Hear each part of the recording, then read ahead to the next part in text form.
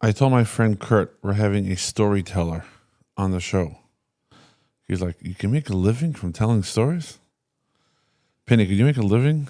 I hate when people ask me, could you make a living doing a podcast? I always say no.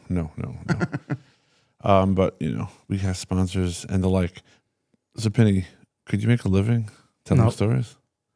I was once told, actually, that the real founder people are all storytellers, all the fundraisers, trying to raise money for a company. You always tell your founding stories. So real good salesmen are the best storytellers. Everything is storytelling, really. Like, you're sitting here is storytelling. If you're interesting enough, everything is you're building a story. So doesn't a story mean like there's a plot? There's something, but it's like if you're an interesting guy, you're automatically like, just the way you're starting it off. I was here, I went there, I met this guy, I walked into the store. You're building up something, and then it's like, oh, it's interesting. You know what I mean? Like people always ask me, hey, how do you always have the stories? You also have the stories. You're just not into it, to notice it, to see it, to chop it, to live it. You know what I'm saying? I hear. Because some people always have a story. I think the aspect that you're trying to mention is that we're all selling. Even if you're a doctor, you're a dentist, you're an insurance, everybody's selling. People tell me, no, I don't want to be in sales. I want to be in an industry where we're not selling. And I was like, what do you do? And you're trying to get your way all day. You're trying to get your vacation approved from your manager. You're trying to get your coworkers to help you on your assignments. With a story. We're all selling. Now, you're saying that part of sales is making something interesting and building up a momentum. What my co-host Moshe is saying is that you actually are trying to make a living. Your 9 to 5 is going around and saying stories. So everybody in life is doing sales and bringing it out and making it fun through a story. You're actually going around saying stories for a living. So it's a little bit different. Yeah, for sure it's different. Then, like you said, you can do it for a living. No, you can't do it for a living.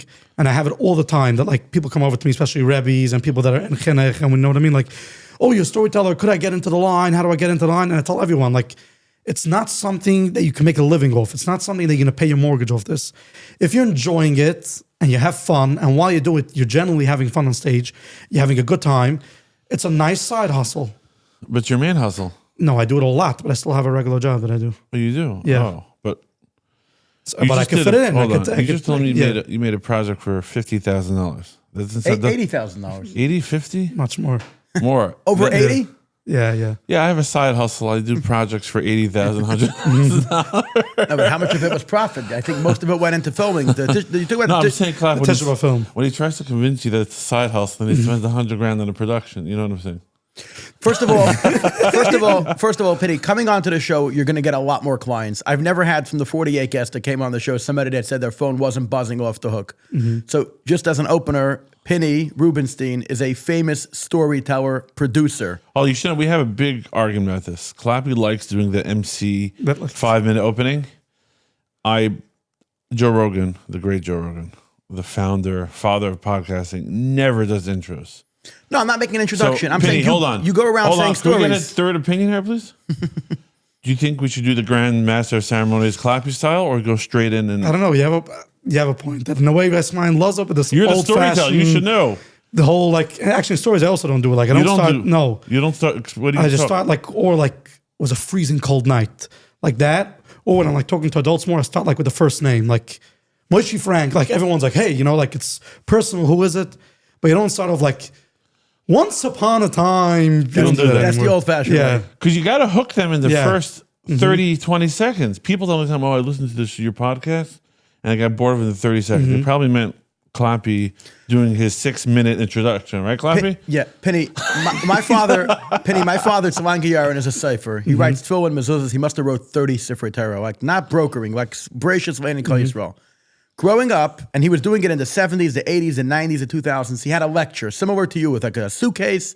He goes down to a cheder, a Talmud Torah, a Beis Yaakov, and he says, how do you write a Sefer Torah? And he would take out a big pencil and a big marker. Can we write with a marker? And they could, no! And he would say, and what do you think you make cloth out of? He would pull out a little sheep and a donkey. Oh, it's not kosher.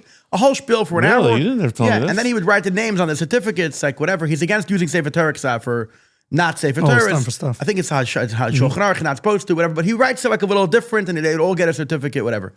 And as a yente, even at 8, 9, 10 years old, I knew that for a lecture he was making in one 3-4 hours in Borough Park, maybe getting a ticket, whatever. He was making probably like a half a week's salary if he sat and wrote mezuzahs or checked tefillin and mezuzahs. Chabad is always checking mezuzahs. I knew this as a little kid because I would see the check on his desk, Beis Yaakov, and it would be $600 or $700, whatever. And he's not, my father doesn't talk about money. He's still the old school, never talks about money. If he talks about rich people, he walks out of the room. But I knew he had to charge, and he charged. He wasn't charging $54. I knew whatever. And I always wondered as a child, why doesn't he focus all on the lectures, performing, going to Chabad houses? He would go on a flight on a Motzei Shabbos, come back Monday, and he would stay in a simple motel. He said he doesn't want to use stucco money, whatever. It was very, very simple, very simple.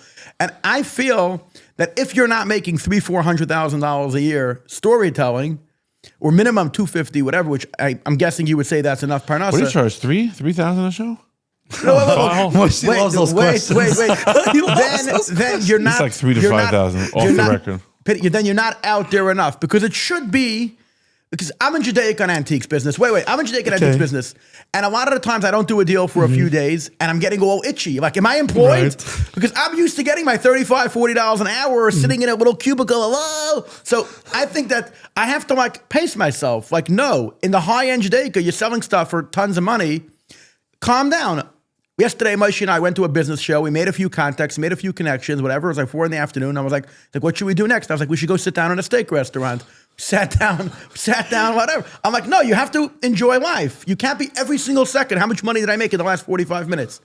So I think in the storytelling, it's a high-end business. It's funny because I actually struggle with that sometimes. You're charging real money to come down to events and say a story and motivate people. You're charging top dollar. Can we talk about prices? If somebody wants to call you and bring you down to $3,000 to $5,000. $3,000 to $5,000? Depends on the travel time. Yeah. So, I mean, you just need to get like 340s a month. You should be good. I'm not your accountant. That's what I'm saying. With these type of jobs, I'm sure singers have it also. Like what you're saying with antiques, like you go through a lot of industries have it. Like, hey, it's like 4 days, no phone calls. What's going on? Like, am I employed? Am I working? Like, let me just get a job, be a man, shit, that's fine. And then suddenly you get like, phone calls. Could you come today, tomorrow, next week? Could you be here or there? Like, hey, I am busy. And you have that mind game all the time. Up, down, up. In a way, I feel like you need a lot of minimum betochen to be in this industry. Like, you just have to be relaxed, calm. I know what I'm doing. I'm good at what I'm doing.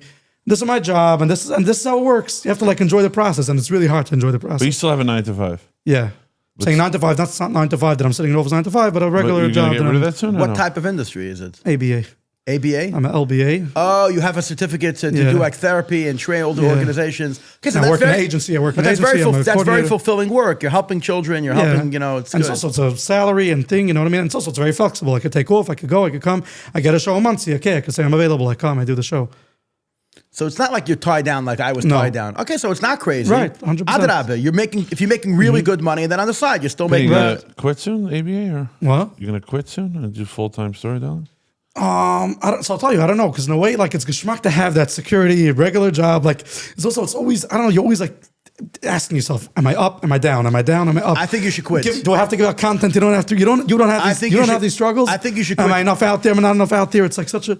I think you should quit the ABA. And I tell people all the time, they say, Edison, you left your 9 to 5 8-9 months ago, and you're doing so well, Baruch Hashem, whatever. Why don't you tell everybody to leave their 9 to 5? I'm like, that is dangerous. It is. There's a lot of people that if they don't have a 9 to 5 and a boss on top of them and clocking in and clocking out and monitoring their phone calls, they will be starving and living in a tent in the park.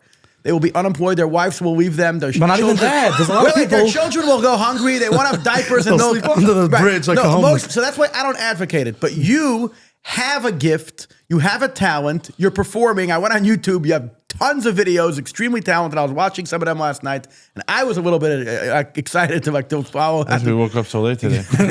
and I'm thinking to myself, you don't realize that subconsciously this ABA job, I don't know, whatever you're billing your agency, $50 to $40, $50 an hour, whatever. After 7 people make money on this agency. No, whatever you do, whatever. My saying is that subconsciously, when you get a gig and you're already committed and whatever, you're pushing it off, you need to be in all the way. All the way. This is our source of income. You are a professional. You do high-end storytelling, video producing for, like the Tisha B'Av event and other projects that you do. That's it. All the way. Camps. But let me ask you, how many people do you know that had a talent and they were doing it on the side, and the second they went with their all out and they went with their talent, they dropped everything they did before that. Yeah. Suddenly they lost their whole kind. Bill Gates went all the way into Microsoft. Steve Jobs went all the way into Apple. He got out of the garage all the way into Apple. And you open up the Fortune 500s, the Fortune 500, open up the magazine Fortune 5000. My friend's in a Fortune 5000 company.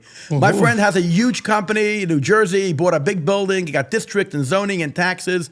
Huge guy. I'm not going to say his name. I don't know if he's going to be embarrassed. Schneier opened up a huge company. I guarantee you. Moshe, you have to ask Schneier what? I guarantee you. You know. Penny, I guarantee you he ain't doing no ABA on the side. So some people. Hold on, Clive. His side, he does $100,000 productions on the side. You see, understand? So if you're already up to $100,000 productions on the side, I think the indicator is you go on. You have to have indicators. You can't be delusional. You have to be optimistic, but not delusional. I think if a guy's selling life insurance and selling, I have a friend, he sells life insurance. He said he sells policies now where if somebody dies, the company will pay their family's estate tax. So the premiums are about $150,000 a year. $150,000 a year the guy now has to pay in the premiums. Do you think if the guy that's selling policies, where in the course of the policy, the guy's going to spend a few $1 million because they're buying it, they're young enough, they're getting insured 40, 50, 60, 70, guy's going to spend $4 to $5 million on this policy. Do you think he's going to buy it from an agent that also sells cotton candy? You go into the cotton candy, you go, hold on, let me open up your file, let me get your W-2s, let me get your 1099s, let me see your companies. No, this guy's a cotton candy guy. This guy's going to be high-end production. He's not doing ABA therapy. I love ABA therapy. It's a beautiful thing. But I don't think people, You're a big beneficiary. when people know that Piny is only dealing high-end, there's no side. When you see him, he's all the way production. Piny, what makes a good story? You just disregarded everything he said. He's made a statement. Move on. Okay, I hear what you're saying. You have a point. Inherently, But I do think you have to be realistic with the Yiddish market. When is your jobs? Chanukah, Matzah Shabbos, Chalamoids, the summer. There's seasons for these jobs. Now there's sometimes a random Wednesday. They call you down. Oh, they're making a CM. 2 days before that, you come down to Chayden Lakewood. They're doing a CM. It's not every. I always say the second it's going to be that by every Wachtnacht you need someone to come to say that story. Wieveel negelig van Wacht, zoveel zaken vandaag. You know the story. You have to understand that a Wachtnacht does not exist in Lubavitch. Oh, they don't have it. Zero. No, Do you know what a Pekla. Wachtnacht is in Lubavitch? What? Wachtnacht in Lubavitch No hating, no is that nothing? when the new mother that just gave birth 7 days ago, and came back to the hospital or the kimpeta 15 minutes ago, puts the baby to sleep, like. She invites over a few friends with their kids, and they give out peklach. Each pekel is 75 cents. It's a wafer and a candy. And the kids say Shema. And in Chama, they say the Rebbe, the Yud Beis Psukim that the Rebbe said all the children should say every day. The thing lasts between 3 and 4 minutes. The men don't even know what a Wachtnacht is. Now, in the You're Chassidische missing a lot of world, parties. when I worked in B&H, Chassidische guys used to invite me to the Wachtnachts. The Wachtnacht is like a wedding sometimes. Bigger than the sure. bris. Bigger than a wedding. Yeah, doesn't show up to the bris. They show up to the Obviously, Wachtnacht. they weren't paying on that salary, but you go to a hall in Borough Park, and there's kugel and yapchik and carving stations and drinks. It's like, whoa, we don't have this at a wedding. No, but I'm saying it's not an essential thing. Who's hiring you for storytelling? It's Gabon from Shields for Sabanim, like the last week they want storytellers. It's the Manals and the Chayde. It's the production. Sometimes they do like adult events. They're doing an event, fundraising or whatever. They're doing RCCS, a bunch of such type of people, such organizations. So this stuff are not every day. It's not like a wedding singer that every person is going to make 7, 8 weddings throughout his life. We're going to change that. that. They need storytelling. All he should do is do subscribers. If he does stories once a week, twice a week, he gets subscribers that want to listen to his stories. First and of be all, taken to no. different worlds. No, so you have it. I'm on 24/6. If I can help you, if I could help you with your marketing, what you have to do is that there's thousands of schools. Like in Crown Heights, there's Aloe, Bab Yeshiva, Dachim Menachem, Urban Achim, El Yosef Yitzchak. There's a million schools. Boys, girls. I don't know. You do this in girls' schools as well. You'll ask your Rav. You'll get rid of this. You'll ask your Rav. A little sheikhad. We'll get you a heter. We'll get you a heter Meir Rabbanim. Whatever.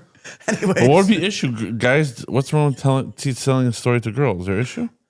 Ask your Rav. I'm saying in the Hasidic world, is it common for men I'm sure there's performers that don't, or even speakers, that don't speak for girls. And you heard the story with Sheikhad? No. A guy came to a Rav, didn't tell her whatever, and he slid an envelope, a thick envelope of money. The Rav thought there was money, and the Rav sat there for half an hour listening to all the stories, and they paskin like the guy, he had no idea.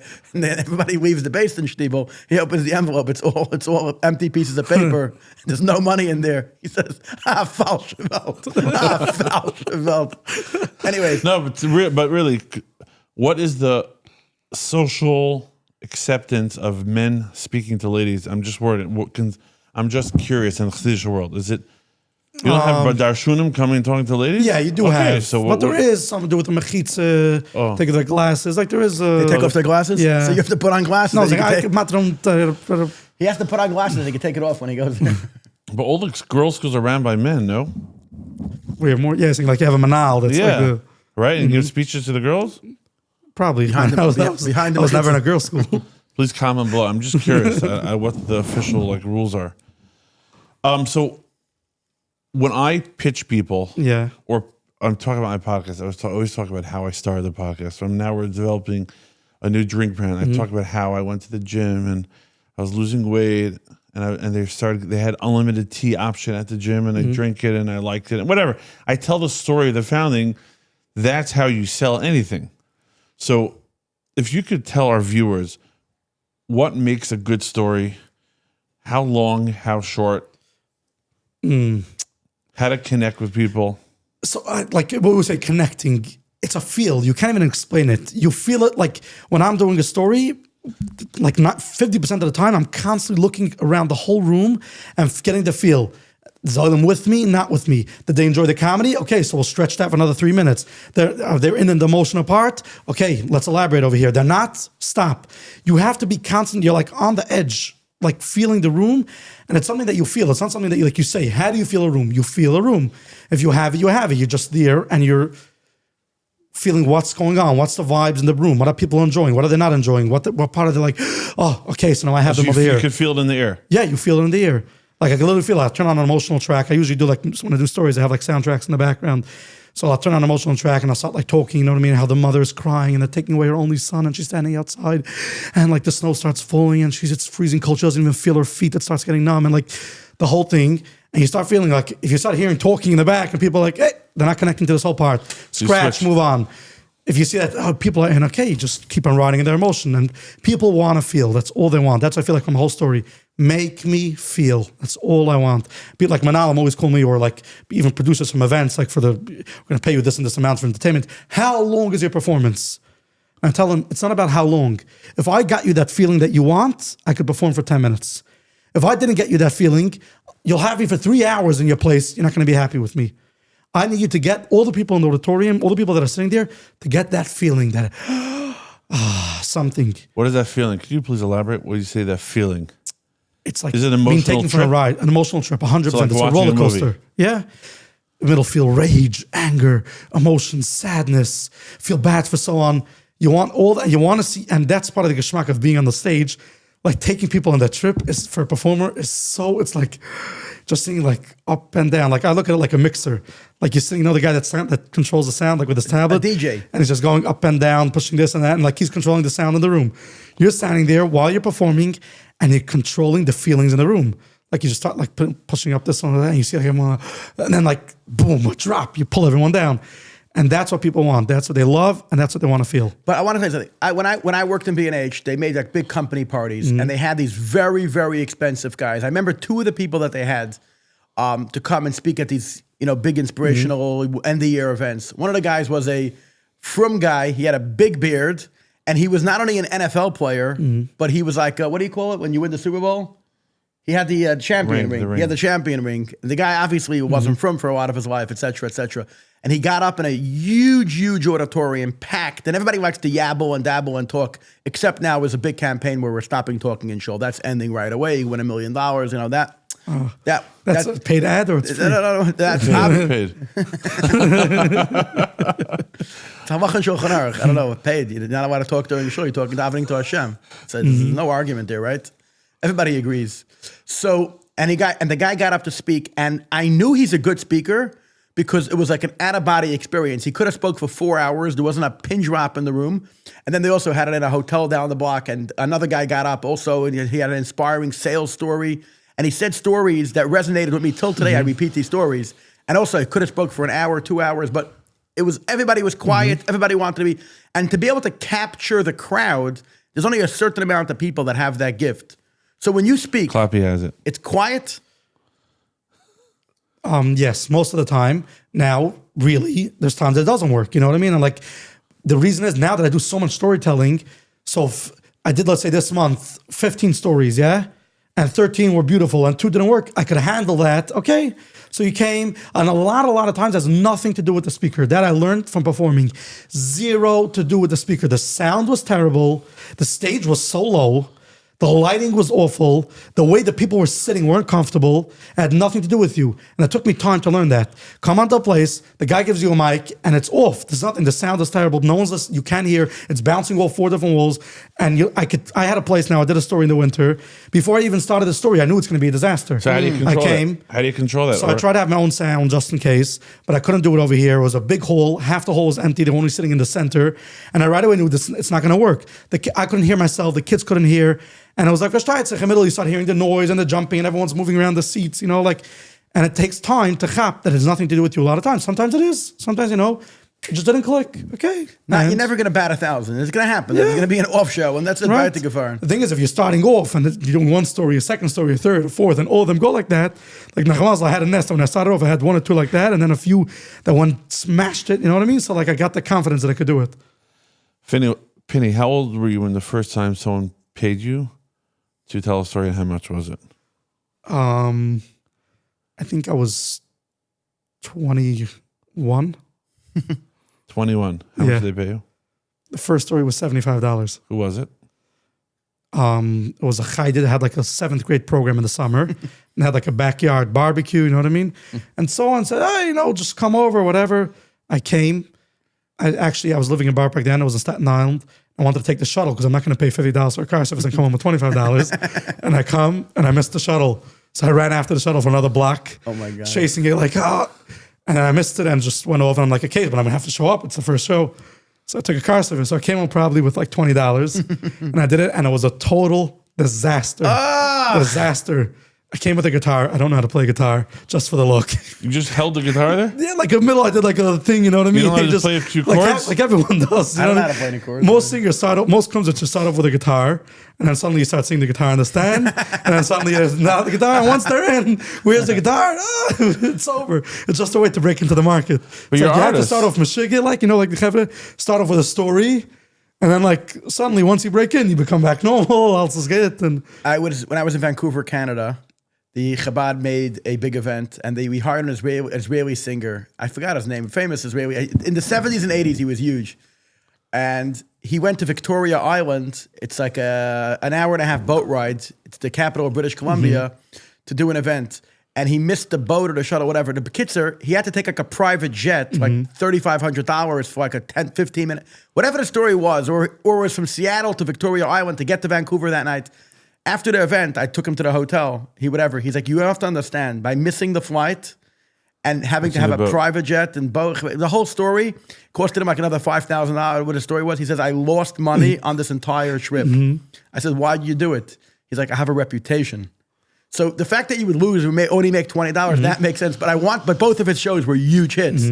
I wanted you to say that it was so amazing that after that I got 100 bookings. No, 100, it wasn't. And also that's the thing, I was ready to show up. And that's what I was told, 2 weeks ago, a Rebbe came over to me. I want to start storytelling. I'm a good storyteller, and it's true. Most Rebbes are top-notch storytellers. That's what they do for a living. They're sitting in class, they're saying stories, they're teaching Chemish, Gemura, they're doing it in a storytelling way, and they're top-notch storytellers. But I asked them, before you come ask me, how do I get into the line? Ask yourself, do you want to go into the line? He's like, oh, what do you mean? Like, are you willing now to start off, travel to Muncie, Lakewood, KSL, Crown Heights, hour and a half, get there, perform, you're knocked out, it takes 5 hours, this whole thing, this whole spiel, coming on, performing, taking the risk of being vulnerable on stage, giving out your talent, and standing there and becoming all emotional. People are sitting here looking like, what was found from the Lavuna, you know what I mean? You have to be a little delusional, right? Yeah, you have to be a little delusional and be like that passion, like, I'm going for it. And I did that. When I started off, I literally called of a Sabonim, one after the next. I called I went through the yellow papers, found the shield, this shield, that shield, and I called and said, hello, my name is number? Rubinstein. You can call shuls? There's like the Gabba. It was like a section for Gabon from shuls. It still exists? Yeah, I think so, in the yellow papers. Check it out. There's a guy in Crown What's Heights. the yellow papers? No, we have a kind of in Crown Heights. What, Crown Heights, Tachlis? Afton has a WhatsApp group with every macher and every show in Crown Heights. Yeah, And what's he's the Flatbush. Tachlis? Still exists? He'll give you the list. Does the Tachlis still exist? Tachlis is online. It's very good. It doesn't exist in print anymore? I don't know, but if you go on Sach.com, you put in any name, phone number, it comes up right away. He's very good. Sach is very good at it. So in the Chassidish world, there's still phone books? Still phone books? Yeah, there's still phone books. Comes out every year. So I literally went through and called gab after gab and said, hello, my name is Piny Rubinstein. I do storytelling. And it's interesting. I do it with props, with some juggling, with tricks, with sound effects. What was your conversion rate? 1%, 2%. No, so actually, it wasn't actually. Most of them said yes. Wow. Why? I think no one ever did it.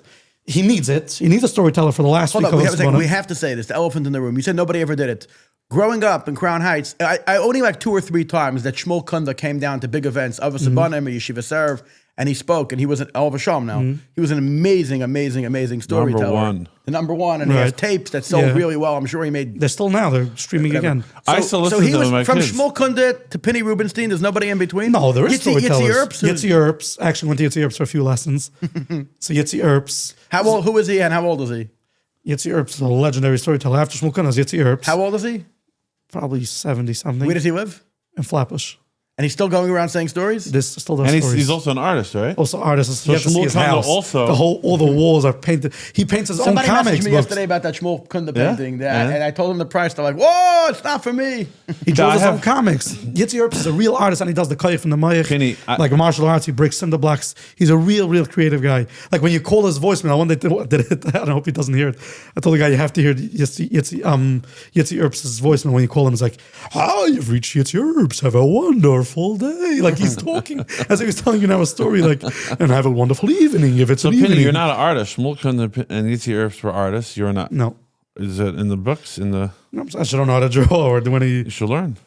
Because the only non-Chabad Gadol family member painting I have in my living room is the Shmuel Kunda painting of the Chavetz Chaim. Wow. When I was a kid growing up, we're talking about 1993, 94, 95, 96, storytelling was a very special treat when you had a substitute. So if you came to line up and you didn't see your mean Rebbe that nobody wanted to be there, whatever, and the olden day teachers, nobody wanted, whatever, and you saw some Israeli bacher, like the Kutza bacher, the guys that come to be by the Rebbe for a year, some Israeli bacher that doesn't speak English, that they dragged out of mikveh that morning because they couldn't find the substitute. Today, everything is all professional. The guy looks like he's hiding his tefillin for a recess to go do tefillin. So all the Gedurim, all the mechanic rooms. Yeah. You find people wrapped in the talis. And you came to line up, and they called all the Rebbes, and there's only 3 classes left. Now there's only 2 classes left. And then you see a Rebbe walk in, and it's not your Rebbe. And then you know that there's a 99% chance you're having a substitute. See the storytelling? It's the greatest. Penny. Yeah. It was the Clappy. greatest adrenaline. It was like the happiest day of your life. Like if you missed yeshiva when there was a substitute, like it was you were angry. What? There was a substitute. What we used to do, the second we found out we had a substitute, like 30 crazy Crown Heights Solitarics, we used to jump up. Well, you so go. Like That's actually how I started I storytelling. don't think when Mashiach comes, it's going to be the same feeling as 1994. You found that you had a substitute. But the kids have it the same Israeli time. guy, this Israeli bacher, whatever. He didn't know what he was going. We were all running in every direction. He didn't know where to go. You started as a substitute teacher? No. Wait. He would come into the wants to class. finish the story. He would come into the sorry, I thought it was the end classroom. already. Half the guys said they have to go to the bathroom. The other half was Start throwing jumping water around. balloons, fart balloons under the seats. Crazy stuff going on. Anyways, And he was standing there in the middle. Long story short, the only chance of him surviving the day is the promise stories. Right. And the broken English saying stories. Now, that's what I want to lead up to the question. The stories they used to tell us 6, 7, 8-year-olds, Nazis, the Holocaust, the partisans, torturing mothers, kidnapping children. And then also I saw that some of these stories that we grew up with is like, Fatso with the Malach, what they were pretending to be the Malach HaMavis coming to take his neshama. I remember laying in bed one night with that story on. And I heard about the Malach and the she. I ran out of the room. What are the rules? Today there's, in the Goyish movie world is rated R, 21, not for the right ages. I'm wondering, every substitute could come say Nazi Holocaust stories to 6-year-olds. So there is much more. People are aware of it. People always tell me, like, can't say such scary stories. You have to watch and whatever. And there is talk in this. But I do feel, I personally grew up in Rebbe Hill, yeah? Oh. And he had the Spanish Inquisition, and it was petrifying. But I loved, that was the thrill. You loved it. It was so scary. You were shaking and holding onto your seat. But you loved it at the same second. You're sitting on that roller coaster, right? Oh, so we're just scared. So why are you going on it? I'm petrified. And that's why I'm going. And I'm picking up my hands and screaming, ah! Why? Why pick them? Yeah, hold on to the bar. No, I want that kick. Yeah, and I feel like the kids want the same thing. When I come to the audience and I say a story, 2 weeks ago I was in something at a camp. Said a scary, petrifying story. The lights were closed with soundtracks of like, oh, like all those, and kids, oh, like all the, and so there is a percent that's going to walk out. More than a 1994, 10, 15, 20 kids are going to say out. it's not for them. You know what I mean? They'll be too scary, or at night after I leave, they'll have maybe nightmares. Yeah, but there is 90% wants that story. They want to feel something. They want that edge. They want that fix. That, like, it's a thrill. You know what I mean? It's so scary. It's petrifying. Now, for younger kids, not. Taka, like the guy from Zing was telling me now that he wants. I do stories for Zing. That he wants this the missing. If I don't know what it is, I'm sure a lot of the audience had. What's Zing? Zing is like 24/6. Same thing. A streaming platform. Jewish. It's more in kosher. Israel or more in the Chassidish world. A lot of Chaver listen to it. So he told me now he wants to do more for younger children. Because why? When they're going to sleep, they want to hear stories. And most storytellers, I mean, also I enjoy much more saying scary stories. Building the drama. It's so much harder than saying like, and Kinderlach, Yosef walked on the street. And he saw Menachem. Hello. It's You like, can do it? I could do it, but it's like, it's much more than like doing, Galach Mateo, how are you over there? Get over there, you Jew. You know what I mean? Like, Do you visualize the whole thing when you say the story? most times. Like, and that's why I can't prepare for the story. I need the mic, and then it just starts flowing. And even with live, like I have a story. Once I start saying it, that's when the jokes, becomes yours. That's when you buy the story. You know what I mean? You read it in a book, you say it once, twice, 3 times live, you put in your own stuff, and it comes on the spot. And also it comes off the audience. I see what the audience likes. The audience is laughing at this joke. live. Okay, this is a good joke. Live, a lot of live. Yeah, it's live. It gives you that feed, that energy that you know, okay, this is right, this is not right, this goes good. Is it a similar vibes like as a singer? Has the same issues you have to deal with getting the crowd into? Is the same? I don't know, actually. I never spoke to a singer about it, but like it is that same thing of performing. There's that fear going onto stage. Is it going to work out? Is it not going to work out? You know what I mean? Like, oh, them's going to buy it, not going to buy it. How are they going to? There's very much that performing aspect, and that's actually what I like. I love much more the performing than the videos. I do a lot of story videos, like sitting behind the camera and doing a story all dramatic. Okay, it's more when it goes out and you hear the feedback, it feels good. So this is easier for you than just staring at a camera, right? Yeah, but that's much more enjoyable. I'm saying. This is better Yeah, than you're sitting staring with at a people. camera. But saying being on stage is 10 times more enjoyable. You don't enjoy making a podcast live on stage? Have we done a live podcast? Not yet. You can imagine it, how it would feel? But I have this question: If are there times where it justifies to just pick up and walk out? I was at a You mean fundraiser. he's doing so bad? No, Yeah.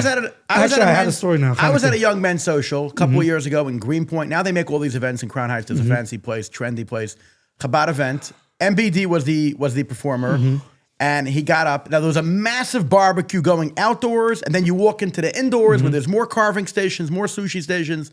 But then, like, they tell everybody, oh, okay, everybody now come. They have like a few hundred seats, like, like nice wooden white chairs, whatever, sitting down, and nobody comes. Everybody's like, so MBD gets up and he like pulls out his phone and he's like, and he starts saying this story and he gets into a song and then he's like continuing his story.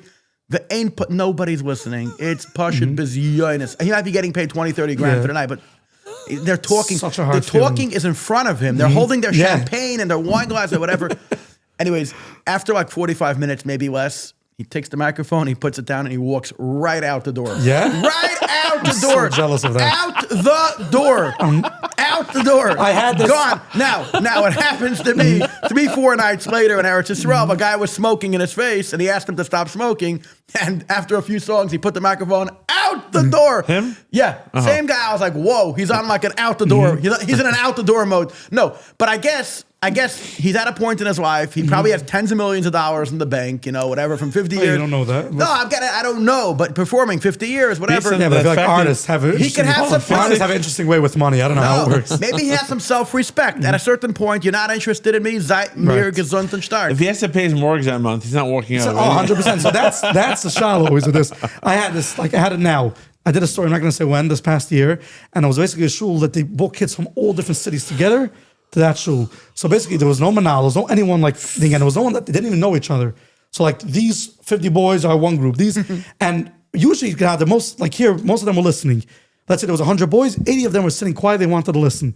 And there was 20 that were just, making their ringers on their phone and trying to make And okay, usually, and I had that already. It's wundergescheit. You start usually, like you saying, there was a hook the first 30 seconds that you get someone. I believe you have much more longer than that. How much longer? You have a nice few minutes. A lot of times people are not in the first 30 seconds, 2 minutes, 3 minutes, 4 minutes. And it takes time. It takes time. They calm down. They relax. They take their seat. Something gets interesting. You say a word that chaps them, and it works. Like, you don't, like, I don't get scared anymore if I start the first minute and people are talking. And also, like, I also learned today, like, I have the confidence, I can say, shh, relax, calm down, make yourself comfortable. You know what I mean? Like, if I see the items on in, like, in the beginning, it'd be like, I'll start the story, like I'm saying, like, it's 2 o'clock in the morning. Like, boom. And let's say the item is not in, but I'm in the story now, you know? Like, I don't know how to, like, interact with the oilim as being os actor. Now I'm just a regular guy. But, like, no, I can stop him and I'll say, Chevre, sit down. We're going to start the story. So I was doing this thing. I started, okay, I was like, you know, let's give it a few minutes. Gave it 4 minutes, 5 minutes, 6 minutes, and it's the same 5, 6 boys. And at one point I said, please step out. I told the boy, walk out, walks out, comes from the next door. And it started, and literally I couldn't talk. And I started, and the thing is, when you're performing and the oilim is receiving it well, you're not sweating, you're enjoying it, you're present. Organic. You feel like you're in your dining room. For a performer like me, I had it now, I did a story for RCCS, like a live thing, basically like unfolded, you can watch it, it's on YouTube actually. We like unfolded a story. I started a story, then I brought in the father of the story to share his minute of the story. Then the son, then the doctor, then like it was like a very strong build up, live. But the mala was that usually you bring in the person that had the story. The person's not a storyteller, so he comes in and he starts 30 minutes saying a story. 2 minutes are interesting. So here we took out that 1 minute from the asking, the father, the doctor, the son. And I was like, I kept on getting like, whoa. Was like, your idea? Was my idea. I pitched it to them, saying with the guy that Yitzchak Mazel that runs our CS. So we did it there. And there, literally, I was on the stage. I was just so relaxed. Like, it was enjoyable. Just having a good time. You're having fun. So here, at this, when you're not having fun. You're a real artist. You're creating the whole story. Yeah, you're creating it. And you actually, like, see the audience. Like you finished off that the Bacher became a chus and he had cancer. And Baruch Hashem, our CS helped him. And he became a chus and the oilim didn't know. So, like, we let it out. Like, the last second said, we called him the doctor. Like, we made a surprise to the Bacher. The doctor walked in. Like, I asked basically, this is also timing is so important. Like, the surprises. I asked the Bacher, his name was Eli, if you could tell the doctor one thing, what would you tell him? So he like thinks. I would tell the doctor, I said, shh, you don't have to tell him anything. Let's give a standing ovation for Dr. Bolins. And he walks in, he's like, the book is like, whoa, hugs him, whatever. And the doctor starts talking. He said, doctor, like, share your experience being the doctor of Eli. And then the doctor like starts talking for like a minute and I knock him over. The doctor, could I share incredible news? What? Eli got engaged a month ago and he's getting married in like 3 months. We had Alvin Fried and right away Freilich Band, Simon Tov and Mazel Tov. And you saw the emotion. The oilim just got up on the south, started dancing. Like basically the whole story landed now. Like a lot of times you hadn't need a story, but David the Baruch is Chalzam. You need that end. That oilim can like be like, you know, like let out all the emotion and now it dance. And for me it's so geschmack to see like, I just took you on a trip. Now I didn't fool you. You want to go on this trip. You need help. You can't get there on your own. So I'm the guy coming up and bringing that out, pulling that out for you. You want to cry. Like people say, what do you want to do? You make me cry in your Tisha B'Av film? No, I'm not going to make you cry. You want to sit once and just feel someone else's pain, tune into yourself, cry. You want to have it once in a while. You can't do it yourself, sit down on the couch and want to think of Chorb Mabayis. So here you have a guy doing it that has that talent and brings it out for you. Orchestrate. Yeah. So back to that story with the kids. So I did the story. I was sweating buckets and you're working so hard. And it's exhausting. And like I finished, I packed up my stuff. I took that check. I just put it into my pocket, depressed, like mad. You're like, I don't even need the check. I'm going home and I'm like, I called up a different storyteller and I told him the story. Told him, what would you do? Told me 100% I would walk out. Wow. 100% I would walk out. Give it 10 minutes, 15 minutes. I'm here to entertain and give you a good time. You don't want it? I could leave. And like from then I learned, refund? You know. You give them a refund or if you walk out? Or I'm saying we could talk about the money, but the gedank to have the guts to say, listen, it's not for me. And actually, a few months later, I was in the Chayder and I told the boys, I said a story. There was a few boys that acted. I'm here now. You could come and apologize if you want. Wow. Like, no problem. I was And like, anybody came to a few boys I walked over, Like, I didn't say it in a way like, I'm mad at you or thing. I have a friend. I said, no problem. Like, I have a friend who no names. I have a friend, for a very short period of time, he worked in Chinuch. Mm-hmm. And when he worked in Chinuch, Education. Yeah, education. When he worked in a popular yeshiva in Crown Heights, when he moved to New York, they gave him the worst class. Not chas v'sham to call anybody the worst, but they gave him a hard class, challenging class. And in this challenging class, there were a few bachrim, I don't know, they were 7th graders, that really made his life a miserable Gehenna. Miserable Gehenim. He tells me the story. Now he's out of chinuch for years. He tells me a few days ago, he tells me the story. He gets a phone call around this time of the year, like 7, 8 years ago, because Yeshiva's about to start, Elul time, whatever. He gets a phone call from this guy who's married already, maybe with 1 or 2 kids, and he's starting his first day in chinuch, like in the next 2, 3 days. He said, I'm going into chinuch. He said, I was thinking about it. He says, if I don't get mechila from you, believe shalom, there's going to be a huge kiddug. There's going to be, the kids are going to do to me what they did to you. He's like, I'm begging you. How can I make it right? You know, don't just say I'm like whatever. It's coming out of fear of being so. Mechila, guy gave him mechila, believe shalom, whatever. He says, I know, whatever. And he said that till today, whenever the guy meets him, he says, "I want to thank you so much, and you went out of your way for being a good Rebbe, and what we did to you was really unequal, whatever." But it happens to be that this Rebbe today, I already have nephews that were in his class, and he is an outstanding, amazing Rebbe. Wow. But he was a young mechutzah, whatever. He tortured the Rebbe. I told also to our class, the last day, one day when I was teaching, everyone comes to ask Mechila. I told them, "What are you coming to ask Mechila? I give you a bracha, you should all become chsanim, engaged in the right time, you should all have kids right away." Everyone's coming because they're all petrified of all the stories that they were told. Oh, this kid, he made fun of a Rebbe, and then he was a book. You have all you didn't mean anything, your kids, you know what I mean? Chabad would only, it's not a thing. This guy's Chabad, and he actually... No, I said this Mechila thing. And sure. It's like the last day. Everyone's running around asking Mechila. No, we don't do that. No, it's a whole thing. I'm saying a one-off story that once happened, you know. Clap, our sponsors need some attention. We are so gifted to have such amazing, incredible sponsors. Let's get some Bacán going over here. Hold on. Pure Aloe said he has to be first. Oh, Pure Aloe. That was the deal, right? Pure Aloe. No, Pure Aloe. Great news. Pomegranate. In the Chassidish world, Pure Aloe was in every single store. Right. Pure Aloe, Pure Aloe Vera is one of the most amazing gifts Hashem gave the world. It has so much healing and natural enzymes and flavoring, and it's delicious and it's healthy. Natural, good drink. They make diet flavors, low calorie flavors, all natural flavors, very little sugar, very little added sugar, and the stuff tastes amazing. The good news is that all over where kosher products are sold is Pure Aloe. But what's even better now is that almost every single store in Crown Heights, a lot of our followers and listeners are from Crown Heights, you can now find it. Today I was in Kosher Town, the the Empire and Albany location. I saw in some of the fridges 3 flavors. It could be there's more. There was like 10. It was a little sold out the rest of it. You got to do a good job when you do the ads, I must tell you. The Albany Bakery, Rabbi Kurwitsky, on Union and Albany, beautiful grocery store. He has many of the flavors. And he has a good spot, right? He has great. I put him into the greatest spot. Open fridge spot. Can we get a little sample? And it is so delicious.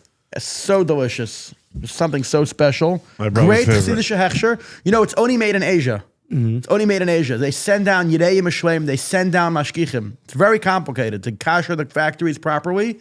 Send down Yidei Mishleim. Good Chassidish hechsher. It's a CRC top hechsher. You'll see that no other Pure Aloe, none of the aloe that you see in the supermarkets. Because Chabad Goyim, we drink drinks without all these Hebrew letter hashkachas. I want you to taste it. I want to taste it live. You know which ad I love the most that you did? Which one? I watched it twice, actually. You did with the cracker.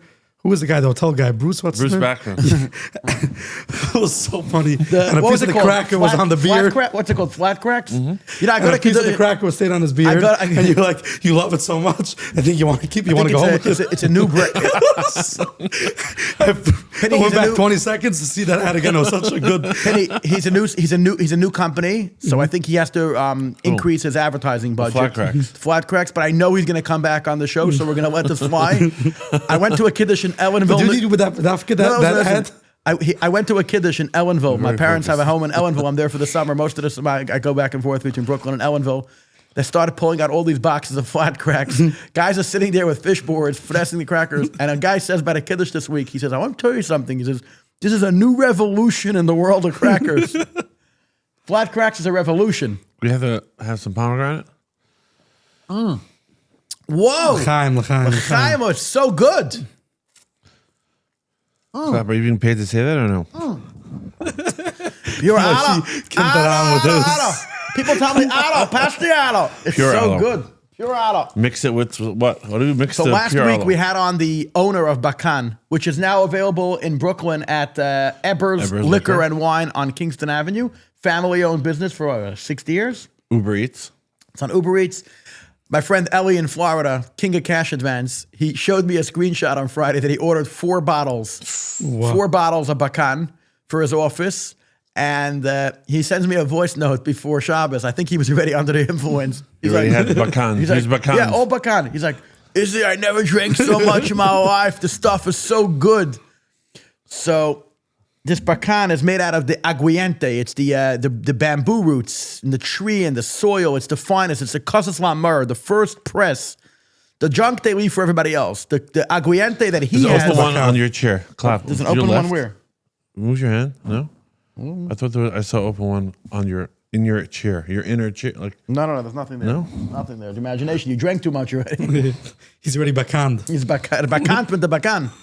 Clap. How was the feedback from last week's show? Feedback was tremendous. Everybody said that they loved the fact that the guy's not Jewish, but he works in the most Jewish company, and he's so familiar with everything in the Jewish world. And You watched it, Penny? he Last brought night? it out. Yeah. He brought it out in such a Kiddush Hashem. It was a real What are you story. going to listen to on the way to your liquid show today? This thing's not open. Clap. We should have. That's what I said. There's an open one. Nope. No. Am I not allowed to bite it with my It's mouth? not I'm gonna allowed to look bite it? professional if he bites Yeah. I it. bite it? No. Not going to be saying a good Unless he story. switches You're the giving a camera. lot of ad space. Oh, here we go. Here we go. Here we go.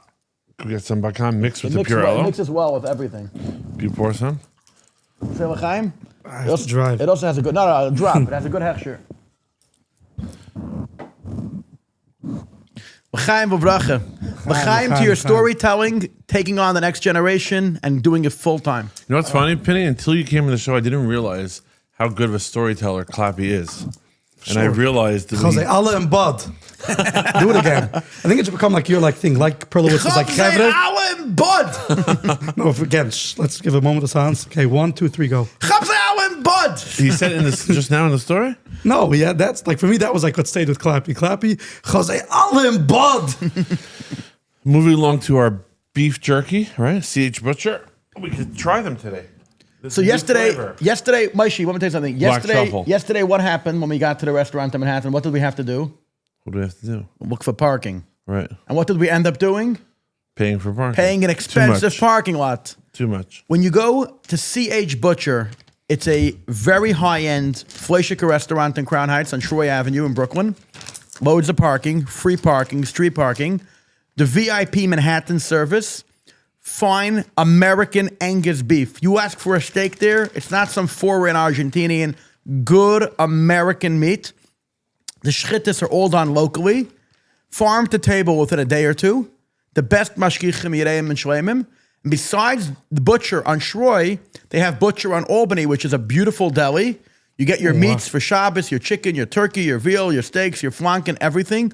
Gorgeous, gorgeous stores. High-end customer service.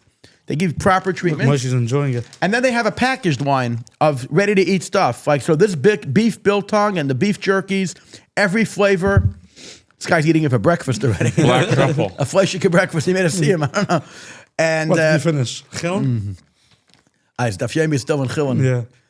So it's you know, people that you're on the go. Let's say you're driving to a show 2 hours each way. You're not going to sit down with a sandwich, get Yeah. all messy and dirty. If you start, then Look at this. 3 grams of fat, loads and loads and loads of protein, no sugar, no carbohydrates, all natural. You eat this, you're full, and you don't stand by the show like, oh, heartburn, oh, grepsing, this natural meat, dried, flavored, just getting you Truffle. energy, carbohydrates. You want to have energy to throw that sugar out. Talk about the story, not talk about your heartburn, When you eat this, no Pepto-Bismol. Did you try some, Clap? No Tums. I'm not getting Fleischick 10 o'clock in the morning. I'm sorry. I'm in the middle of my coffee.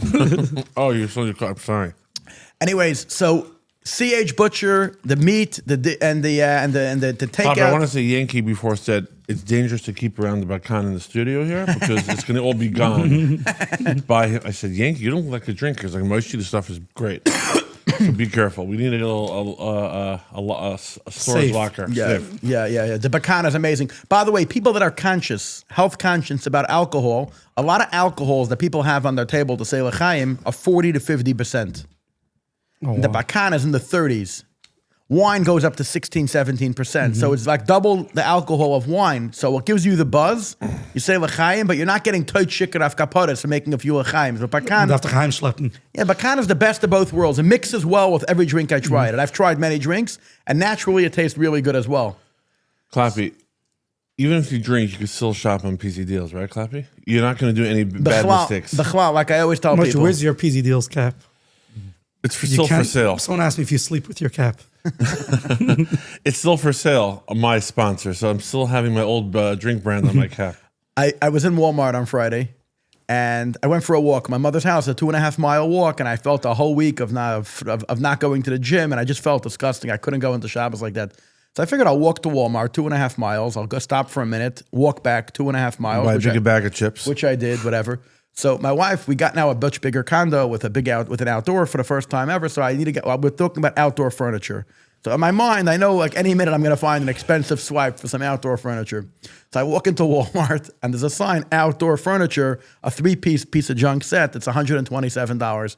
So as a joke, I put on my status, you can shop deals on outdoor furniture for $127. Of course, my wife and all my sister-in-laws are going to make fun of me, whatever. We're going to have some fun. Kitzer, within 30 seconds, a friend of mine shows me a PZ Deals link for that item for like $40 cheaper. Oh, wow. Delivered. Everything. Delivered. Baco, Miko, Curl, whatever. So I said, no.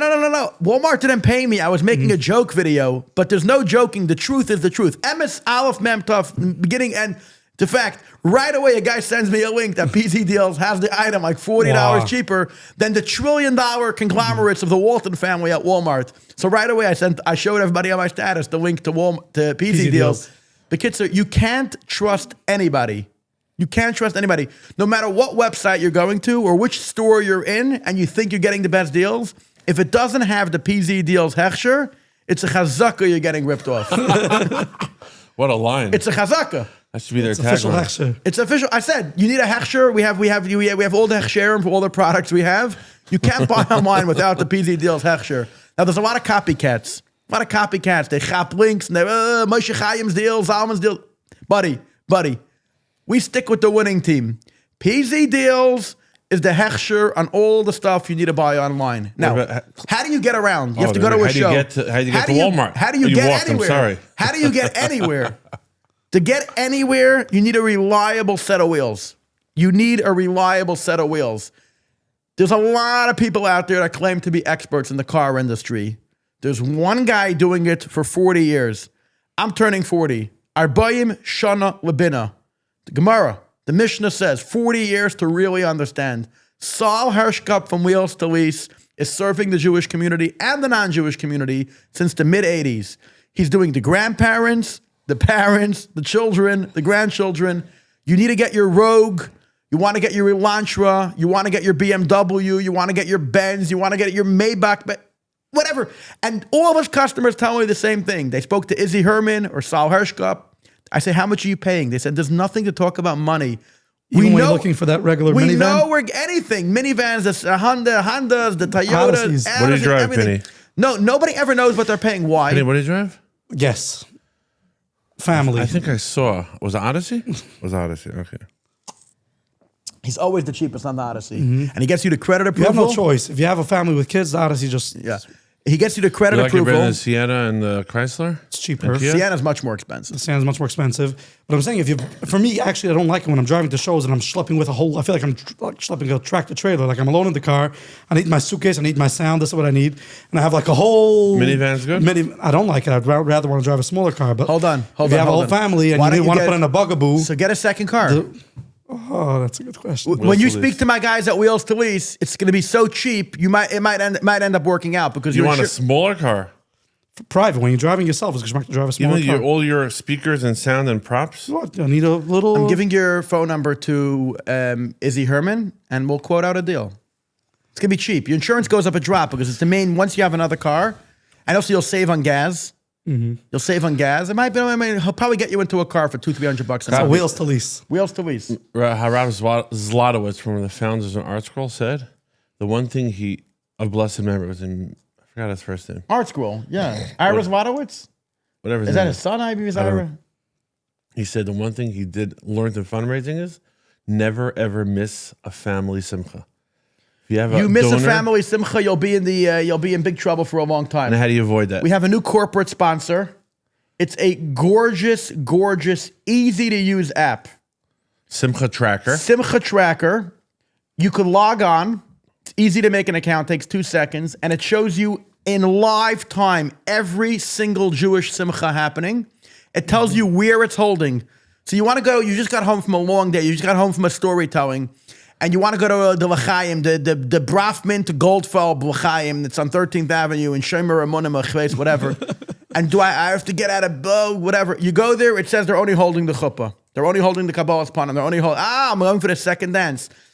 It helps you send gifts. It recommends gifts, what to send. That's where you know what to send, what to Upshare for this, for that. Upshare, bar mitzvah, vachnach, everything. It says all the vachnach. Simcha Tracker. Simcha Tracker. You remember only one side of the family. You go into the search engine. It tells you right away all the people with When the you're writing similar the names. note. It tells you all the names. It tells you, you see all the simchas with that name. Oh, wow. It's a game changer. It tells you this coming week, this coming month. You could save it, get reminders. You don't have to save invitations anymore. Right. You could do send invites. You go to all your contacts. You could send them all invite to your simchas, so you don't miss that you out. have You your don't simcha- offend anyone. You know why you invite me, why you didn't invite me. You don't forget didn't about come. me. I've been asking about this for years. Finally, somebody did it. Simcha Tracker. It tells you how many gifts were sent to that event. So maybe if you see that a lot of people sent gifts, maybe you'll call them up and ask them what they want. Everyone there's sent so cakes. many things are in this app. The Simcha Tracker app, iOS, Android. iOS, Android. It's just amazing. Live now, today, this week. Save it, unsave it, You send can it to save my the calendar. simchas. Exactly. Wow. I told him one thing he's missing is what's on the menu. We all want to know No, what but you want the people to show up. No, we want full transparency. Please, I always tell people, Don't slut me out and then It helps you create the event, contacts, send to contacts, email to contacts. the best. It's the best. Simcha Tracker. Let me just show people. it's the how- hardest thing when you're going to simcha. Like, you don't know, should I eat before? Should I not eat? Exactly. Then you come and there's only coleslaw and pickles. You're starving. Hold on, could you zoom in the camera? When you do Simcha Tracker, it's a picture of a boy with a blue He yarmulke. has a little AI. Simcha Tracker. I highly, highly suggest everybody downloads the Simcha Tracker app, and it's going to save so much shalom bias. Knowing when to take your family, what to send, who to invite, notifications, just to make sure you show up to the Simcha. Because if you don't show up to that Simcha, you're not God, wait a minute, they going should up- to be b'Simcha. Club, you should upload the menu or pictures of the food. What do you think? I strongly advise that if it's good food, they should show pictures, and they'll be a lot more crowded. I always tell the guys, ask me invite you to Simcha. I You do the entertainment, who's singing bands. oh, exactly. Who's singing? Who's the butch band? You have all the bachim there. I said, send me the menu. Like, bro, if I'm gonna get out of my house, show me what am I? What? What are you coming for? What I'm thinking is that a lot of the yeshivas now in the Chadarim, they have a very strong PTA. There's women that their husbands are of mean. They have a lot of money, Baruch Hashem. That's And usually gets in PTA. and they like to make extra special, extra. Clap. Is that how it curriculum. works? I'm telling you what goes on. You didn't answer the question. What? If you want to be in the PTA, you have to be rich or no? If your husband has a few $1 million, it could help. Gotcha. Okay. In Chadar and Chassidus also like that? Okay. Now, they like to make extracurricular events and special things for that the yeshiva wouldn't do. For example, I remember when I was in Kita Zion, they took 2 classrooms that weren't being used and they made these amazing game rooms, fuse ball tables, air hockey, a lot of good stuff. I don't know all the names of all these games, and ping pong. whatever. Soccer stuff. Foosball. Yeah, the one that you go like this and plays, whatever. No one knows how to play. Yeah, it's freilich, whatever. And it said sponsored by the PTA, blah blah blah blah blah, whatever. And the PTA, they charge each parent like $15, $20. You know, when you come to PTA, they put the gun to your head. They have to give it whatever. What I'm saying is that they like to do extracurricular events. I think that when you put like a few grades together, because like if you have like you can put a few grades together and they hire you, no matter how much you're charging, $2,000, $3,000, $4,000, $5,000, $20,000, $50,000. When you're bringing That's in when you're flying out of the country. when you're bringing in a couple of hundred kids into the auditorium or to the hall, the lunchroom, it ends up being only like a couple of dollars a child. So I think it's a worthwhile investment for the PTAs Tell me some of the feedback you got. You come to a cheder, you come to a school, you come to a camp, you do your hour performance. Feedback from the staff members and the children on how your story resonated. So it's funny they say about the staff and the children. Do you ever get complaints, parents, you made my kids frightened? So I do. Yes, I do get get here and there. text, my kid like can't a father fall came asleep. over to me, like, you really have to watch the stories you're telling. You can't be too scary, kids today. And I don't. I think he has a point. There's always going to be a snowflake. Yeah, nobody has a point. But Lamasa, you have to cater to what does the audience want to listen? What do they want to hear? If you're going to come in and say these stories like, "Oh, there was a huge banana," like for the younger kids, you're going to cater for kindergarten, and you're going to have a few kids that are going to enjoy it, and the rest you always have to, like when you have a big audience, especially for kids, you're doing from kitabais to kitaches. You know what I mean? You have to cater for high vav zayin ches, the older grades, and the younger grades are just going to go along with it. If you're going to cater for kitabais and gimel, the older ones are going to start creating chaos. So actually saying about the staff, that's when I started doing the videos for adults and doing my events for fundraisings and stuff and all different performances. When I started seeing that the adults are enjoying the stories more than the kids, and they appreciate it even more. When I was doing over Sabbanims, when I'm doing Cheder, okay, so you have the few Rebbe sitting there. But I'm doing over Sabbanims, and that's the most hottest season that they need storytellers, because you're not bringing down a petting zoo to over Sabbanim, yeah? And you're not bringing down a fire show now, like in the shul.